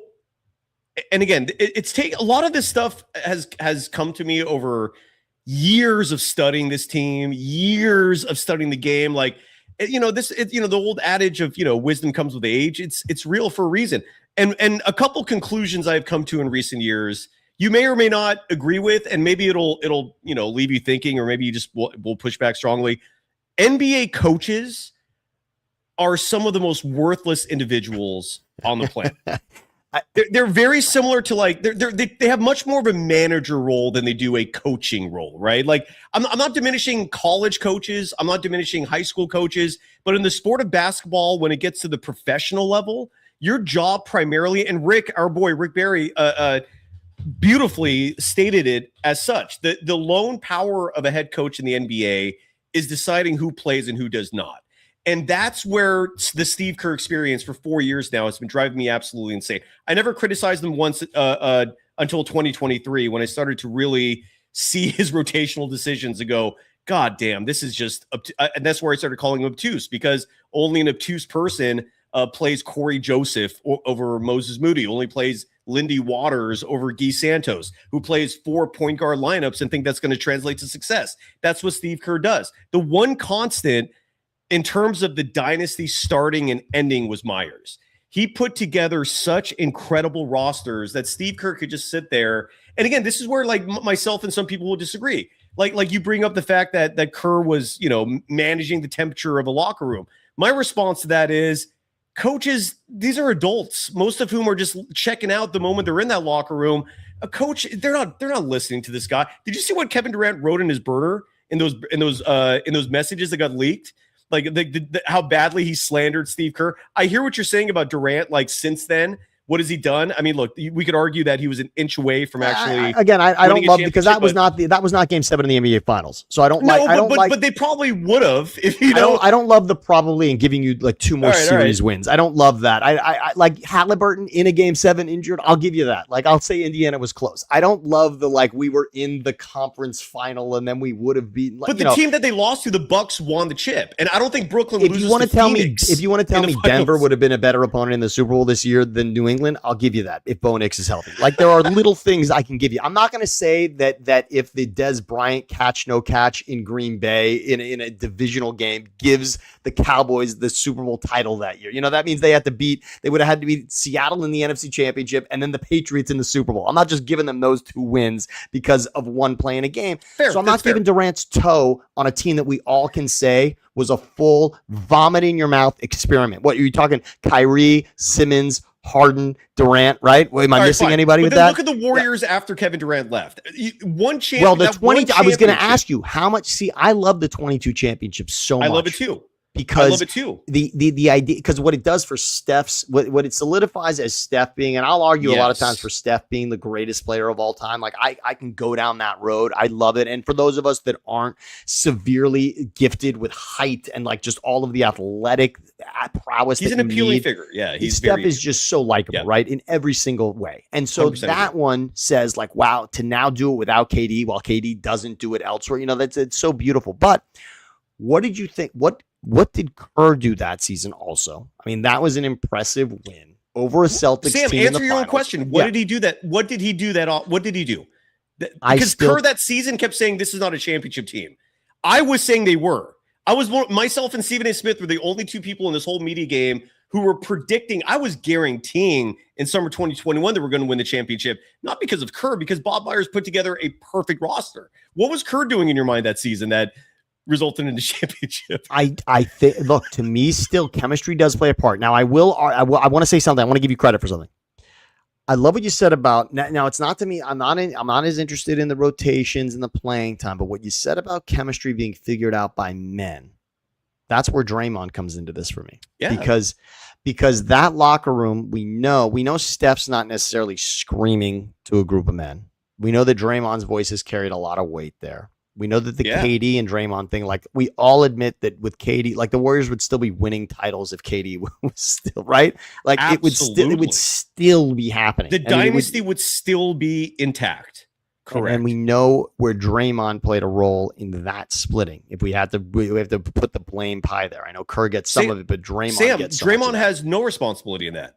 That's one of many myths, and this is why I'm so critical of Steve Kerr, and I don't levy the same criticism towards Draymond. Draymond Green had, and Kevin Durant has confirmed this, Draymond Green had nothing to do with Durant leaving. That outburst that happened in that Clippers game, Durant was already gone. Draymond reacted the way he did because he knew Kevin Durant was leaving after that season and hated the distraction that was causing, and he didn't want to hear lip from KD in the middle of the game, late in a game more specifically. It had everything to do with Kerr. Kerr was the sole reason why Kevin Durant left. You should have seen Rick Barry's face when I told him that. He's like, see, he's still stunned about that. Like, this is why I'm so critical of Steve Kerr. Let me flip it to you in another manner, that because you follow the NFL insanely closely. I can safely call you an expert in the NFL. Bill Belichick, 6 Super Bowls as a head coach, right? Are you giving him credit? I mean, he deserves some credit. Well, no, I mean, much like we're talking about the 22 championship, the Tampa championship with Brady is such a slap at that argument forever, right? For Brady to go a place in one season to a place that's not known for winning. Jameis Winston's there with 4,000 yards, and that's as close as they get. And he comes in and just bam, him and Gronk, come in and they win a title with Bruce Arians, and they just made it their building like that. Says it forever. I mean, what Brady did, Brady was the ultimate, like, you want to settle this argument right now. I just won it with Tampa. I mean, and by the way, beat Mahomes at a time when I understand we weren't, like, Mahomes wasn't quite there yet at the time. Now go back and look at it. Mahomes didn't even throw, now granted, Mahomes got sacked, didn't throw a touchdown in that Super Bowl, but that is the ultimate. For Brady to have done that ends it in many, many ways. I also say that Kerr winning it without KD, Steph winning it without KD, and I know you're saying those two things are not the same. I get that. But if your argument ultimately, I think I love your argument so much more if it's really that you don't like, because when you talk about rotations, I don't like it as much. If you're going to say Kerr split it all up, now that's interesting. Interesting. And I'm not making this up. I mean, Logan Murdoch wrote a whole report on this. Like he literally wrote Kevin Durant left the Warriors, and here was the added evidence. 2 years ago, the Warriors had a chance to get Kevin Durant back. Yes, and they were going to trade Jonathan Kuminga to the Suns to get him. Kevin Durant told them, "Don't do it. I don't want to come there." Why? One dude. It wasn't Draymond Green, who Kevin Durant has gone on his podcast with countless times since then, who he hangs out with. Draymond Green is far more popular of a figure in the NBA circles than fans will give him credit for. I understand why he gets a lot of the vitriol, but his peers don't dislike him, with the exception of Jordan Poole and maybe Tristan Thompson. The 98% of his peers love him. They party with him. They hang out with him. By the way, Kevin Durant, this right here. I'm going to share this screen right here. And apologies because there's some crass language on this. I will read it as well. But I'll obviously read it in a sensitive manner. Kevin Durant wrote this and included this picture. He wrote, "I started holding Steph accountable in film, and N-words looked at me like this. And his point is that Steve Kerr created an environment where there was a double standard of treatment for superstars, for anybody, where Steph was held to one level of accountability, which is really none. And then Kevin Durant, who, again, you kind of have to read the room and understand you got to treat this guy a little differently. You got to treat him special. Steve Kerr didn't roll like that. And Durant said, I'm out. I'm done. And look, you can sit here and criticize Kevin Durant for not winning shit since then, but I think you and I are in agreement that if Durant stays, this is still a dynasty. So why couldn't the head coach make it work? That's why I'm so critical of this guy, man. Like, okay, I think this is really interesting. And what Katie alludes to there is something I brought up earlier about Jimmy Butler. That would be very much a Jimmy Butler type response. You could see Jimmy Butler saying that. You could see Jimmy Butler holding people accountable in a room. I will be fascinated to know when his career in Golden State is done, what Jimmy Butler says to us about Steve Kerr in the end. Did Jimmy Butler become a better player in any way because of Steve Kerr? Is he going to give Steve Kerr credit for anything he did in his career, or is this going to be a blip? We know that Jimmy Butler has done more as far as advancing further in the playoffs with other coaches. We know that, but will Jimmy Butler will he have reverence for Steve Kerr, or will he have a different opinion? And it's a little different. KD has won championships with and still has this negative opinion of Kerr. So that says a lot. But will Jimmy? I will be fascinated to know if that was a similar experience for Jimmy Butler, who should be able to call people out. He should be able to call anybody out in a film room. Jimmy Butler should certainly. Let me show you. Yes. Let me show you one more. And you're absolutely right. My only pushback to that is Jimmy Butler. Again, he's 37. Why has the world changed that much, Sam? Where guys pushing 40, we have to suddenly start pretending are still relevant? Because I mean, I'll say this much: relevant. Okay, I would say relevant or difference maker are slightly different. Sorry, that's all I'll say. Like Jimmy Butler is relevant, but he may not be a difference maker. That's right. That's fair. I'll say that much. And star power and name recognition still is important. But yes, this is the other leaked. This is the other one that Durant leaked. It's crazy. Kevin Durant also wrote in these texts, since Michael Jordan punched Steve Kerr in the face, he don't F with dark skins. So do you think Kevin Durant likes Steve Kerr? I mean, because clearly, look, clearly, there's obviously incredible racial, I won't even call them undertones, overtones. There are racial overtones there. And he's going right at it. And so I don't know. I don't know when that would have turned. I obviously know this much. I know that Kerr and Kevin Durant at some point had to get along on some level. At some point. They got along with the Olympics, right? Yes. They're professionals. I'm not saying these guys hate each other to the point where they can't be in the same room. They're professionals. But when Kevin Durant has the choice, when he has the option to make the decision on his own, he will not play for Steve Kerr. Look, obviously the Suns trade back, which I wanted so much. I was rooting for that. All I wanted was Kevin Durant back with Steph I wanted that dynasty back together. And I was so upset because remember, the story then was KD wanted to take his kids out of school. That was pretty much it, right? That was like, he just doesn't want to disrupt his life in the middle of a season in Phoenix. That's what really came out of that. So I'm glad there's another significant opinion. He certainly made it clear why he actually did that. Does that seem weird to you, by the way? I never heard that before from any player.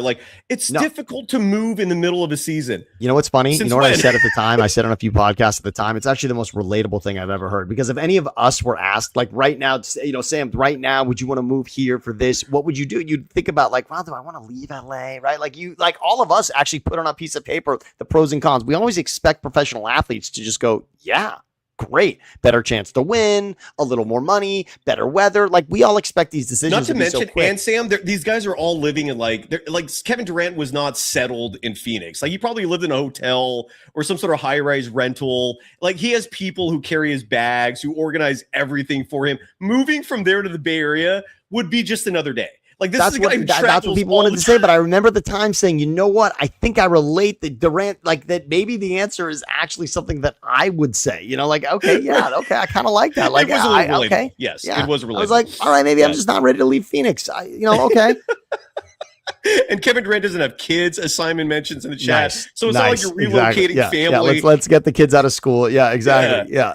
All Kevin Durant and Klay Thompson are two-piece from the same pod, man. They love video games, they love hoops, they love Instagram models, and they love weed. They have Peter Pan syndrome, and more power to you. Yes. You have that luxury. I'm envious, right? But most men don't, or women don't have that freedom to just go, today I'm just going to play video games for 24 hours straight. And if I feel like it, I'll play basketball. If I feel like it, I'll call up a perfect 10 to just a non-fat to just come to my house.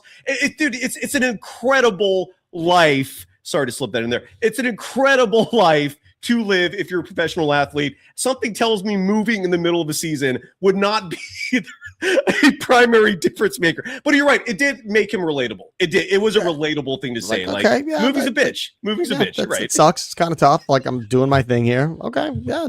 Phoenix is not a bad place to be. But and then he bounced, and then he left right after that anyway. And then, right, exactly. And then guess what? Yeah, see you later anyway. So I'm going to Houston, so much better of a city than the Bay Area. Sam, your Philadelphia 76ers, though. Let's bring it back there. Yes. This is fun, man. Are you learning about the Warriors being on here? Like, dude, it's so good. I mean, look, the part of it is because again, I this run I have loved. And again, because you and I are very close, Aaron Larsoul is a brother, dear friend of mine. And how's he doing, by the way? He covers the Lakers. Great. He's doing great. He's close to the Lakers organization, but close to Jay Moore. He is a Warriors, exactly. Mr. Jay Bus. Moore, Genie Bus. He's tight with all of them.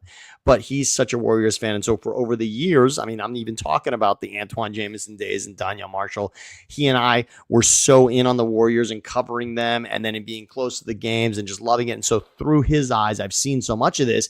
And I loved, nothing was cooler than watching KD and those Warriors dominate the way that they did. And I was so upset to see it just fissure the way that it did. And I credit Kerr with some of that. I do love that you're parsing between what is Bob Myers and what is Steve Kerr. A lot of people in LA don't love Dave Roberts still. Dave Roberts gets a lot of credit. I think he deserves it for what the Dodgers are doing. But a lot of people say that in baseball, right? The front office is giving you what the lineup's basically going to be. I did not know that. Dave Roberts gets criticized? Yes. Dave Roberts gets criticized a lot. But he does. And he, of course, they're about to win 3 in a row.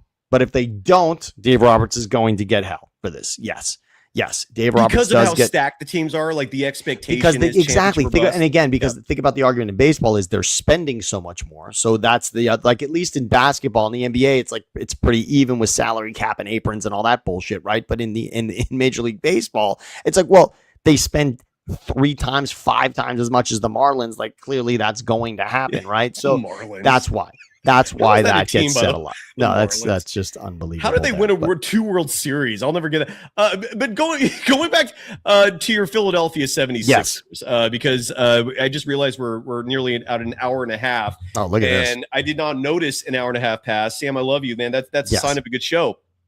To wrap it up, and then I'm going to introduce you to Shardul Gupta. Oh, I can't wait. Our closer. You're going to enter the danger zone. I'm so Sam. excited. I just warming you up, and then we'll finish the show right after that. A brief hit with Shardul, aka Apex Sports Network, is what he runs now. The closer. Yep. Our closer, Philly. They're one of the favorites to win the championship this year. And my one skepticism of them. Oh, by the way, we were going to touch on this with the West, going back to basketball discussions in general, but just to finish up on just the West really quickly here. This is who FanDuel has listed as the favorites. And the West suddenly feels a lot like what the East used to be, where you'd have 1 or 2 like superpowers and then a whole bunch of like, but the West's is still to me a lot better than the East. But OKC and San Antonio, if that makes sense. OKC and San Antonio are your clear favorites. I think Denver is still a threat. Like if Denver was in the East and I'm New York or I'm Philly, I'm scared shitless of them. And same with Minnesota. I think Minnesota has that fear factor as well. But you take away those top 4 and then the drop off is precipitous. I think like Houston, I don't have faith in them. They might do something. The Lakers, I don't Looking at all this through FanDuel, there's 2 bets I want to make today though, by the way. If I had $200 right now, I would throw 100 on the Nuggets. I still think that's interesting. I would like a ticket. I would like a ticket with the Nuggets to win the West. I think that would be plus 1,400. Okay. It's nice money to win. They don't have to win the title. And really, they probably have to win 1 playoff series against the powers, right? The likelihood is there's a good possibility that the bracket stacks out that they wouldn't have to beat San Antonio and OKC. And maybe they'll only have to beat one of them. And I could see a scenario in which Jokic can do that for them. So I do like that. I would take that ticket. The other one, I already said it, Indiana. I know what the odds are in the East. I would love to have Indiana on that one, but stick it with the right. What would that get? That's you? crazy. Look at these odds for the East. Jesus, Indiana is plus 1,700. So it's the Knicks, Philly, awesome. Boston, Toronto, Detroit, Cleveland, Miami 7th with Giannis, Orlando 8th, Indiana 9th. See, that's it. Those are that's my $100 on each of those right now to win. Good for you. Those are good bets. If I get both of them there, I win $3,000. Right? Okay. And then look, the Warriors 7th in the West, even though they have no chance in hell of doing that. That's hysterical. Chance. That's hysterical. Like, if there's a way to bet against that, like, is there a way to bet? You can, shorts in the stock market? You bet against. Nice. I'd bet the short if that existed for the Warriors. But so in the West, Cyrus, I think I'm just going to go with. It's not exciting at all for me to say it, but I want to go to something that I said when it was a more dramatic statement. San Antonio 2 years ago, when I said it, would have been nice to be on that, and I'm gonna stick with it. I say San Antonio is right there. I don't see any reason to believe with what I mean. Why would you say? Did OKC lose for any other reason than San Antonio being the better team? Right. I can't talk myself into something that happened dramatically. Right. I don't know that the offseason would tell me that anything has shifted. So I like that where it is. And I don't think Minnesota is the interesting one. Do we believe that the core of Minnesota is knocking on the door the way that the Warriors were a couple of seasons ago? Right. Like sometimes you got to take those lumps in the playoffs. True. But they didn't take another step forward this season. So I don't love it. It's think about Anthony Edwards and LaMelo Ball as teammates. Ooh. Like that. I don't love anything about that. I don't see that working. I could be wrong. I could be totally wrong. But I'm pretty confident in saying I don't see that working. I could be mistaken 100%. But is Anthony Edwards the greatest? Yeah. Is Anthony Edwards, by the way, the greatest performance by an NBA player in a movie of all time? Does he surpass Ray Allen? The one with Adam Sandler? It's close, right? It's a great movie. It's a great movie. He's so good in it. Now, I would say this, but I think Ray Allen is playing a different character, whereas Anthony Edwards is probably playing himself. That might be where it comes down to. Like, if you want to say that Jesus Shuttlesworth is different enough from who Ray Allen may have actually been. But I regardless, those would be the two probably. And I know some people will say LeBron from Shipwrecked, yes. Kareem in Airplane, right? I mean, there's some good ones, but we could do a whole pot on that. But I just want to Airplane. I want to give that is underrated, dude. Yes. He's so good, especially that scene where the kid's like, my dad thinks you cost them 500 or there's a shot at a championship, and he's all pissed off about it. Like that. So good. Dude, so effing good. So in regards to the Sixers, Cyrus, you think they're going to be defensively deficient? Well, I might be nitpicking. Look. Here's the breakdown, real quick. I'm going to read to you all the big names on Philly's team. Okay, and wait, let's say one thing before you start going. They were defensive efficiency last season, I believe, was 115.5. Now, remember, you're talking. I don't know what that means. Okay, it was middle of the pack. It was middle of the pack. Okay, it was middle of the pack. Okay, in the East, just in the East, it was middle of the pack. So 115.5, and you're kind of saying to yourself, okay, now think about it. Paul George and Embiid. You'd love to see that in a world where that meant something defensively, but it didn't really. That did not move mountains for them defensively at all. They were okay. They did do something they had not done previously, Cyrus. So since the disaster of the trade, from having the opportunity to draft Jason Tatum to trading with your rival in the Celtics so that you had the opportunity to instead draft Markelle Fultz, to hand over an extra first-round draft pick for the opportunity to fuck that up so bad, is the ultimate Danny Ainge laughing anytime he goes to Philadelphia for the rest of his life. That was so catastrophic. But in that time, who was responsible with Philly for that decision? Do you know? That was not Hinkie. And it wasn't Daryl Morey. That was it Colangelo? Was it Brian Colangelo? I think was Brian Colangelo. Brian Colangelo. One message for you for drafting Markelle Fultz instead of Jason Tatum. Fuck you. Continue on. It just awesome. I mean, just in the way that comes back. And not only that, so Cyrus, not only does obviously the Celtics win that title, they beat Philly 3 times in the playoffs. Tatum has never lost to Philly in the playoffs. Tatum hasn't. Now, granted, last year, right, he was injured, so they lost that series to Philly for the first. So Philly did something they had never previously done last season. They beat Boston in a playoff series with Embiid. Congratulations on that. Yet they did what they always do. They lose in the second round of the playoffs. So I'm not thrilled with where they were. And New York shattered them.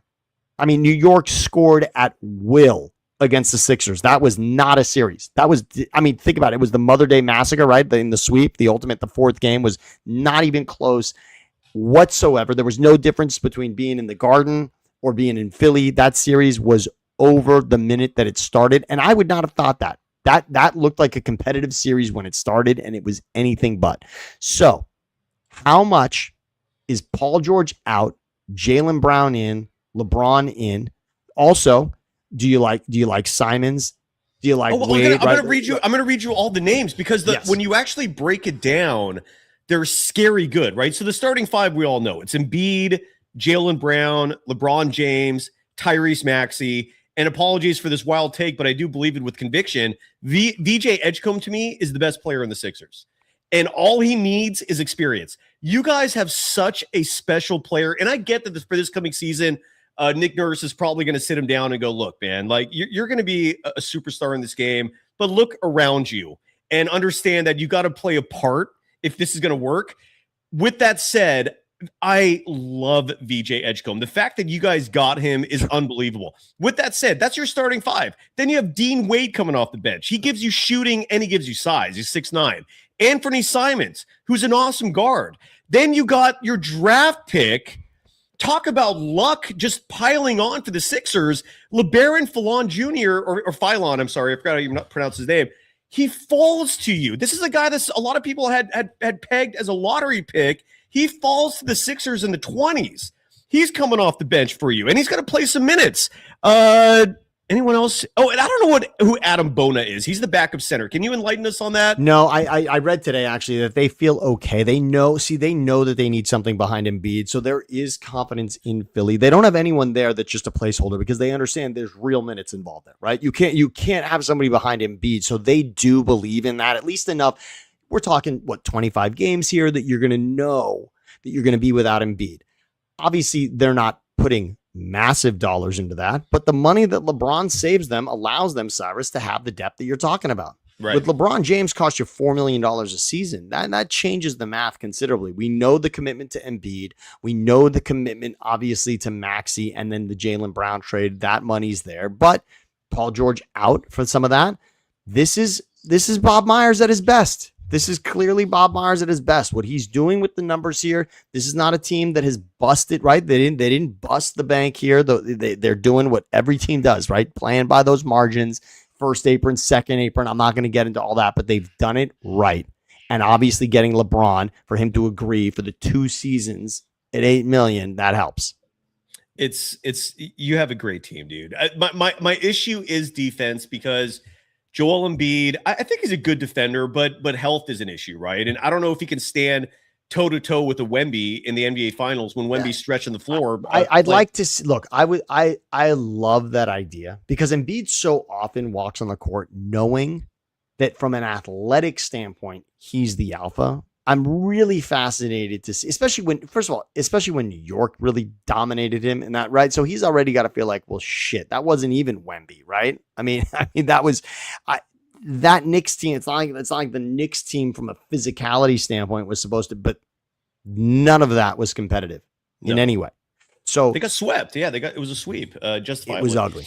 It was ugly. So and game 2 was probably the closest. They had a chance to even that series up, and once they didn't, it was done. But again, you had a Joel Embiid who was battered at that point, right? Like he always is. Yes. And this is going to be a huge question mark for them this coming season. But you also did not have Jaylen Brown or LeBron James. This is going to be so different. But when you look at it defensively, I mean, Jaylen Brown's a good defender. Yeah. Is Tyrese Maxey a good defender? No, he's really okay.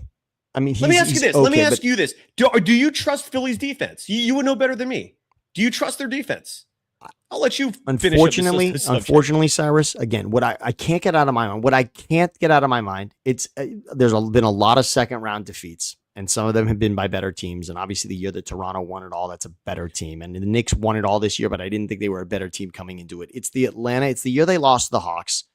They're up in that series. They're hosting Game 7, and they find a way to lose that series. To think about this, I mean, a name that just doesn't matter in the NBA anymore, Trae Young. I mean, Trae Young, that was largely like that helped build Trae Young into who he was him beating the Sixers that season. And John Collins was looking like a superhuman that series. You're right.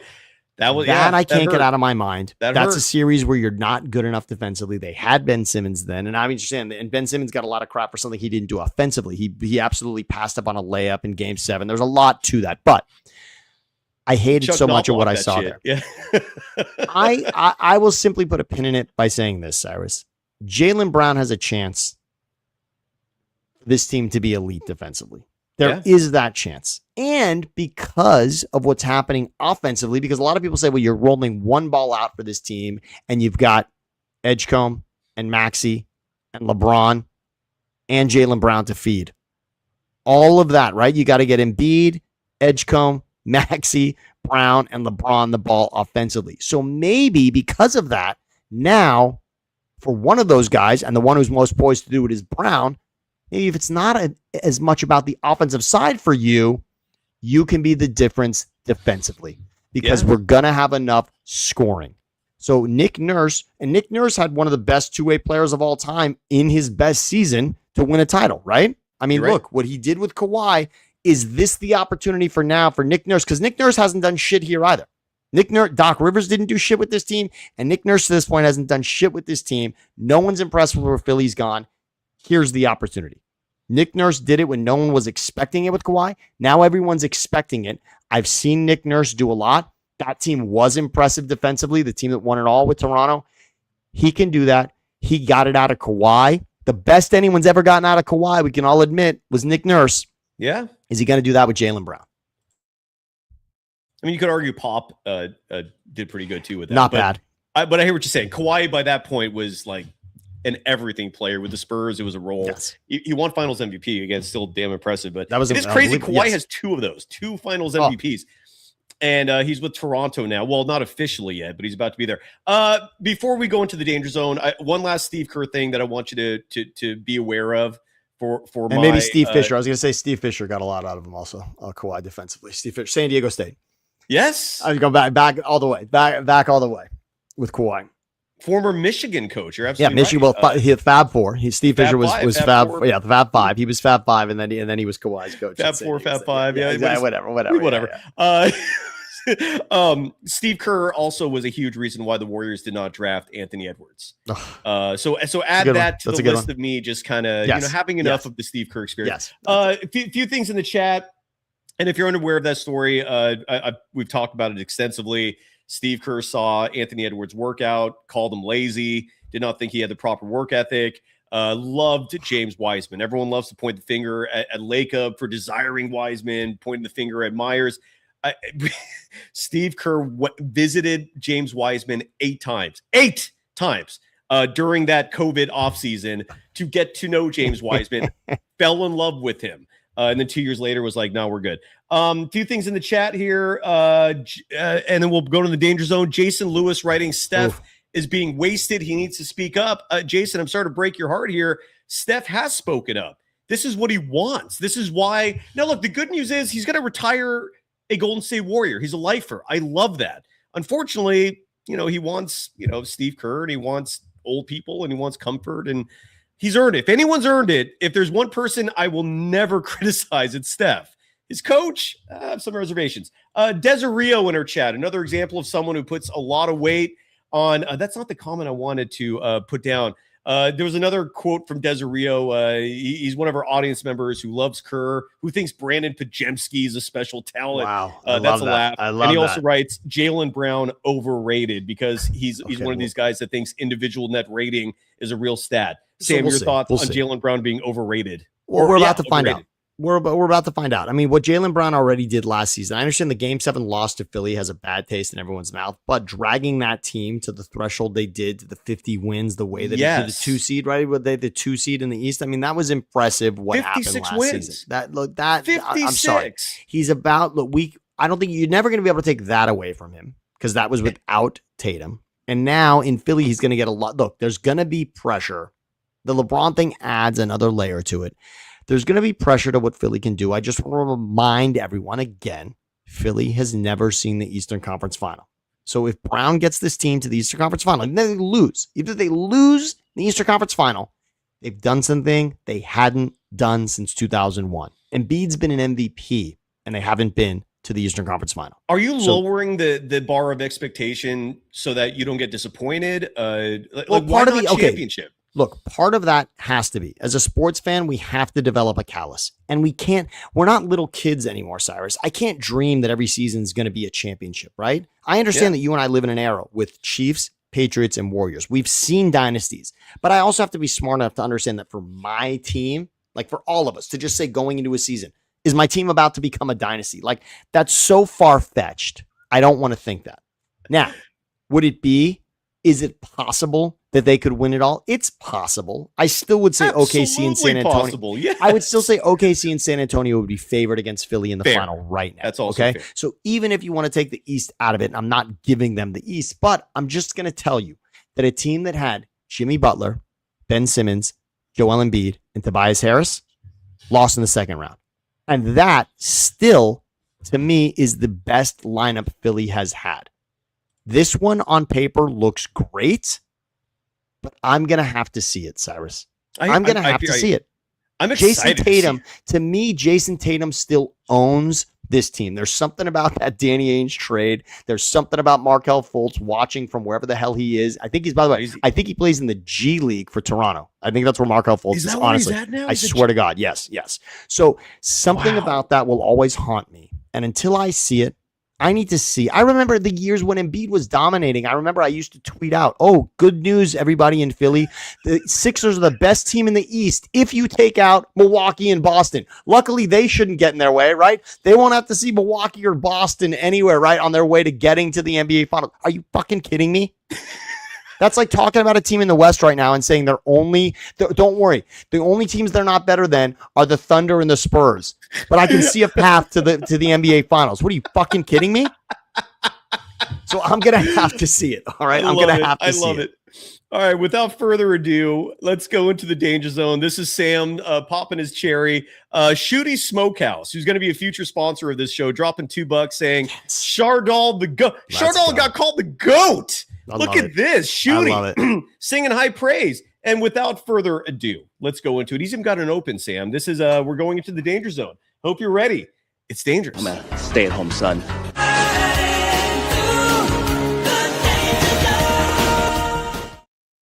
Oh, it's dangerous. Chardal, I gotta update that because you changed the name of your YouTube channel, correct? I changed my name of my YouTube channel. Oh, so it's gotta be Sam. Chardal, say hello to Sam Betesh, one of my oldest friends. Hey, what's up, Sam? I'm a big fan of you. I love your honest takes, bro. You're one of the smartest people on the show.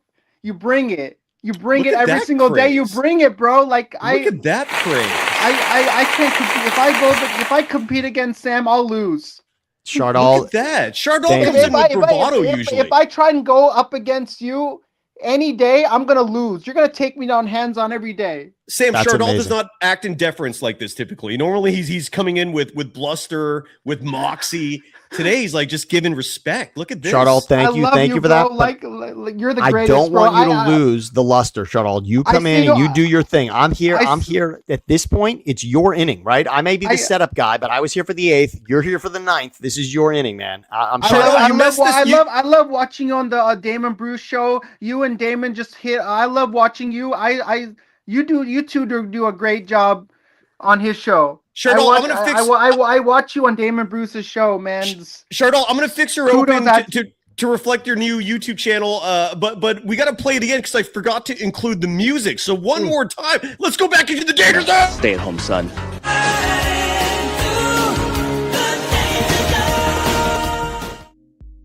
Now we got the club music. By the way, Sam, Chardal, one of the many envious things about him that I respect, a stay-at-home son. Like he's milking this thing for all it's worth. Like he's living LIVIN. I impressed. 49%, I thought you said, right, Cyrus? Yes, yes. Okay. But Chardal was a pioneer. Okay. Chardal was a stay-at-home son back when it was probably like 15%. Sam, I'm having the greatest days of my life, bro. We just signed we just re-signed Draymond Green, and Macklin Cellerine just signed a freaking 5-year, $94 million contract, bro. He's staying in San Jose for 5 years, bro. He's never leaving this place, man.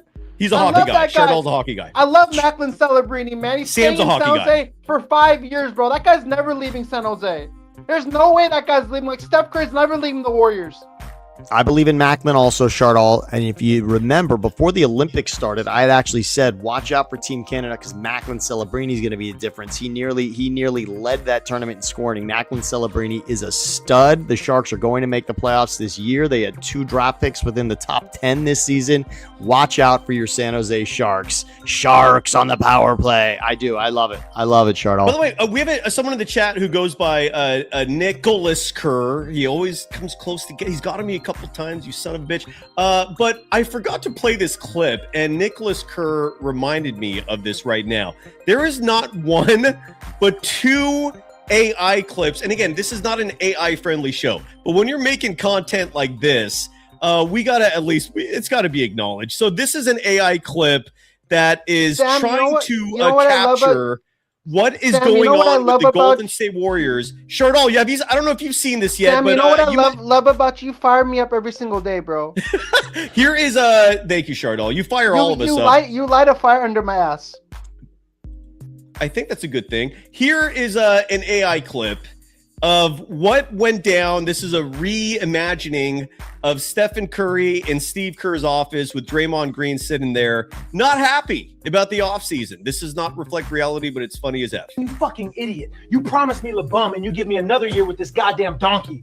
I have carried your entire fucking coaching career. I'm better off going to the Spurs with that tall motherfucker. Also, why did you name your son Nick, you goddamn weirdo? Ooh, Chardal, what'd you think about that? Man, Steph Curry, you fired the gun at Steve Kerr. Sammy, any reaction? Stephen Curry's fucking pissed off with Steve Kerr. Chardal, have you ever seen Steph so upset in your life? I don't think any of us will ever see that. Stephen Curry wants to punch Steve Kerr in the mouth. Oh my God. Sam, that's an incredible clip. Chardal's living the life, right? He's got the stay-at-home son thing going. And he's like a Bay Area radio legend. Chardal is, right? I mean, yes. Chardal is known all over the place, from KVR to the game. The only team that is getting me fucking pissed off right now is the Giants. Fuck the Giants, man. What'd you think about the Devers trade, Chardal? At the time, I thought it was going to make a major difference. Let's get rid of that fucking asshole Devers, man. When we got that guy in this fucking league, that guy was a fucking piece of shit. That guy was. He doesn't swear this much usually, so he's fired up. Chardal, yeah, Devers is a piece of shit. I fucking hate that guy. Do not buy his fucking jersey. You buy his fucking jersey. I'm not going to a fucking Giants game ever. You buy that guy's fucking jersey.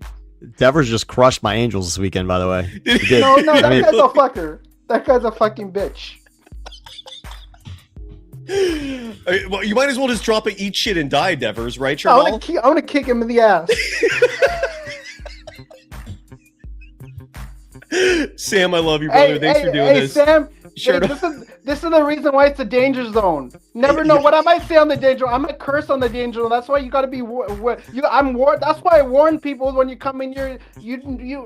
I might just do some. See, I'm warning all you people, man. This is an. I can make this an R-rated show. You already have. We're good. You're good. We lost PG-13 a long time ago, Chardal. You've crushed this. Chardal, tell Sam one of the many amazing things about your life, besides going to games all the time, like your official day job is working at Great America, which is going to close after this season. Chardal actually does work. I'm guessing his parents make him do a little work. I work in the games department. In the games department. But Chardal, you also attend weekly dance lessons with these hot little ballerinas. Tell Sam about that. I attend salsa ballroom dance lesson with these sexy mamacitas. Like Ben Stiller and Along Came Polly. Wow, that's great. Yes. Yes. And Chardal, like he says the dancers let him like grind on them and they indulge him and just, getting closer maybe than he should. It's impressive, Chardal. You live a life. You live a good life. I live the life. I'm a stay-at-home son. Chardal, do we follow you on social media? Like, I feel like there's so much more to get out of this. So I was at 541 subscribers on my YouTube channel. Three people effing unsubscribed. Now I'm at 538. Sons of bitches. Well, the whole thing, I would say, okay, so I'll put it in there. I'll put it in here, Chardal. Let's like and subscribe. I'm at Samboni Show, so I appreciate that. Like and subscribe to me. But then Chardal, what's your page now? What's it called? Hey, the Apex Sports Network. That's a new thing. I'm actually looking it up right now. Hey, viewers, make sure to subscribe to Sai's show in reference to the 1993 Matthew McConaughey movie. Make sure to subscribe to my YouTube channel, the Apex Sports. Well, you didn't say the name of the movie. You didn't say the name of the movie. You just said the 1993. Make sure to subscribe. Make sure to subscribe to Sai in reference to the 1993 Matthew McConaughey movie, Daze and Confused. Also subscribe to my YouTube channel, the Apex Sports Network, and subscribe to the Sam Boner Show. Yes. Adam Boner. Sam Boner.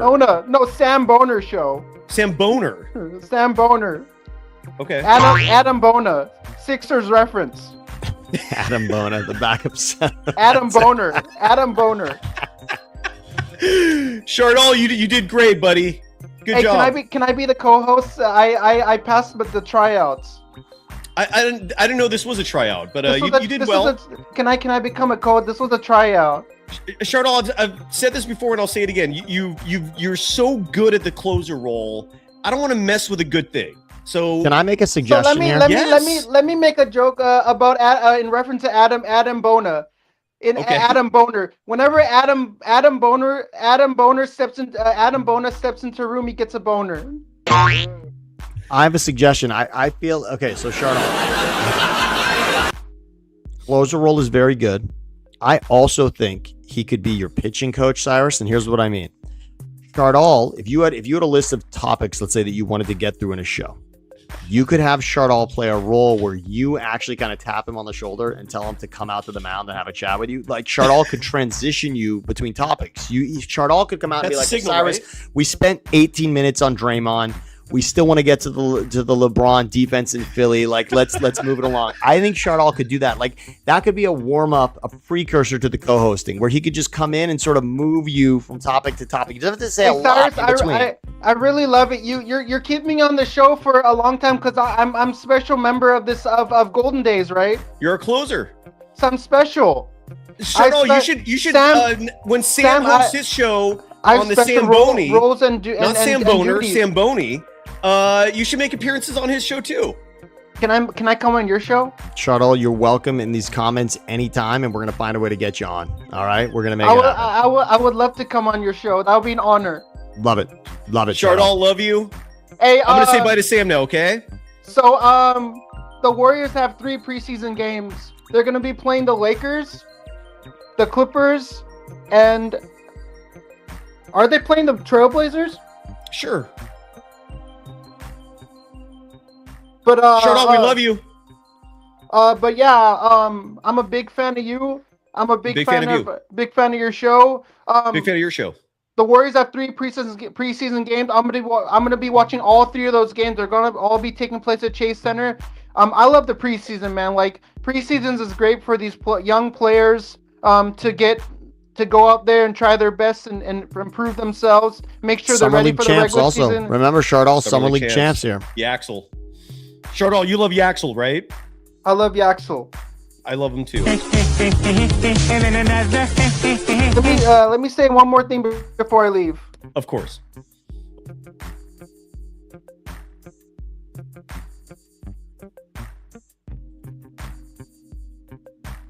That was titillating. That was absolutely riveting content. Nice mic drop there. Yeah. That's Chardol for you, dude. Sometimes he'll leave you hanging like that, wanting more. Any good closer will do that. A great closer, right? The argument on the greatest closers in the game are could they be a starter, right? And so Chardol leaves you with that. He closes the game out well, and then you're wondering, wow, could we have even done more there? Yeah, I like that. Sammy, people can follow you on Twitter at Sammy Betesh. Yes. They can. They should subscribe to your YouTube channel. Let's do that visually before you go. It's called Sam Boney. At Sam Boney Show. Here, I'll just put it up in the comments. You can just put it up there. Look here. I'll write in the comments right now, and I think I spelled it right without my glasses. That should say like and subscribe. All right. So your SEO is not. Did you just change the name? At Sam Boney Show. Yeah. It changed a little while ago, but yeah, at Sam Boney Show changed about maybe only 2 weeks ago. But at Sam Boney Show. Because when I Google Sam Boney Show, it doesn't come up. So there it is. There it is. Okay. So, but the fact that it's very new, that's why. Exactly. Yes. I want everyone to see it so we can encourage people to Is it showing right now? No, you not. Oh, here it is. That's it. Yes, that's it. And you can see me there, the little Samboni down there. Yep. There you go. At Samboni What is this show. thing at the top? What's going on here? That used to be that was. So Andrew and I had the podcast. It's a football with the microphone. So it was a lot of I was doing back then. We were doing a lot of football content. That makes sense. So, yeah, okay. Yeah. And so I'll get a puck up there. Oh, we got to boost this up, dude. That's a joke. Oh, we did. Of course we do. Let's go. Let's folks, go. Let's at least get me to 300. Let's go. Easily. Well, you got to get to 500 so we can start monetizing, dude. Yes. So, folks, Samboni. It's Samboni. Chardal almost got it. He's a Samboner. I do like that. But Samboni. Samboni. And it's at Samboni Show. Folks, subscribe. You got a lot of great content there. There's a ton. The best. You'll enjoy, by the way. It's me and the piece right there with JT is me and Jim Rome and JT and John Gruden. It's a great one. You should check that out. We got a great piece on Shohei. There's a clip on there with 10,000 views. I'm proud of that one with me and Siciliano talking about Shohei. The day that he broke the record in Miami. There's a lot on there. There's Cyrus and I. There's me and Damon. Go to the live section too. So you'll see a ton of stuff down there. That's all the live stuff with Damon and Kruger. And obviously it starts on their pages, but it ends up here as well. But all of that gets aggregated back to here as well. And so please check all those out. How is our boy Andrew Siciliano doing? What's he? He's great. First of all, he was calling the Browns. He is. He's the Browns. He's still doing that? He is the official play-by-play voice of Browns radio. He is the Browns play-by-play. There are 32 jobs in the world of people that get to call play-by-play in the NFL on the radio, and he's one of them. It's awesome. And that job went from being arguably the worst in the NFL. A year from now might be one of the best because they're going to be angling for that top pick to get that QB next year. Correct? It's going to be amazing. Yeah. This is going to be Andrew's got a great job. Not to mention he grew up. He's a Browns fan. Andrew, this is a dream job. This is a total dream job. People grow up as Browns fans. That's amazing. And his dad's from DC, kind of like me being in LA. My dad's from Philly, and that Andrew was born in DC, but his dad was a Cleveland fan, so he's a huge Indians fan. He's a Cavs fan too, and a humongous Browns fan. So it's great. I love it. Sam, love you. Are we done? Are we good? I think so. We're good. We've said it all. 2 hours. We were not planning on that. Tell your wife and your son thank you for the time you gave us. I really do appreciate that. I haven't met her yet. Long overdue. Allie, I know that we talked about it. Yeah, you weren't at my Zoom wedding, but nobody was. So it's it's your Zoom wedding. Yeah, my was the minister also on Zoom? Like someone my fake COVID wedding. Yeah. Oh, dude, you've got this like the most adorable kid ever, Levi. Levi's pretty cute. You won the lottery there, brother. Congratulations. Yeah, we can't see it. We can't see it with. Oh, there it is. So. Oh my God! Oh, and you're showing the wife as well. Yeah, there you go. There's Allie and Levi right there. Sam, you won in life, brother. Congratulations. This is a good one. There's a great clip on Instagram of Levi kind of hosting one of these shows. It's worth your time. I've seen all that stuff. Yeah. People can follow you on Instagram at Sam Betesh. At Sam Betesh. Take out the me. Take out the MY. It's just Sam Betesh. At Sam Betesh. That's Sammy Betesh. Love you. Great fucking show, man. I don't swear much. I'm sorry for that bomb there, but that's how it all got us going. It's okay. Have a great day, everybody. Back soon. Bye-bye.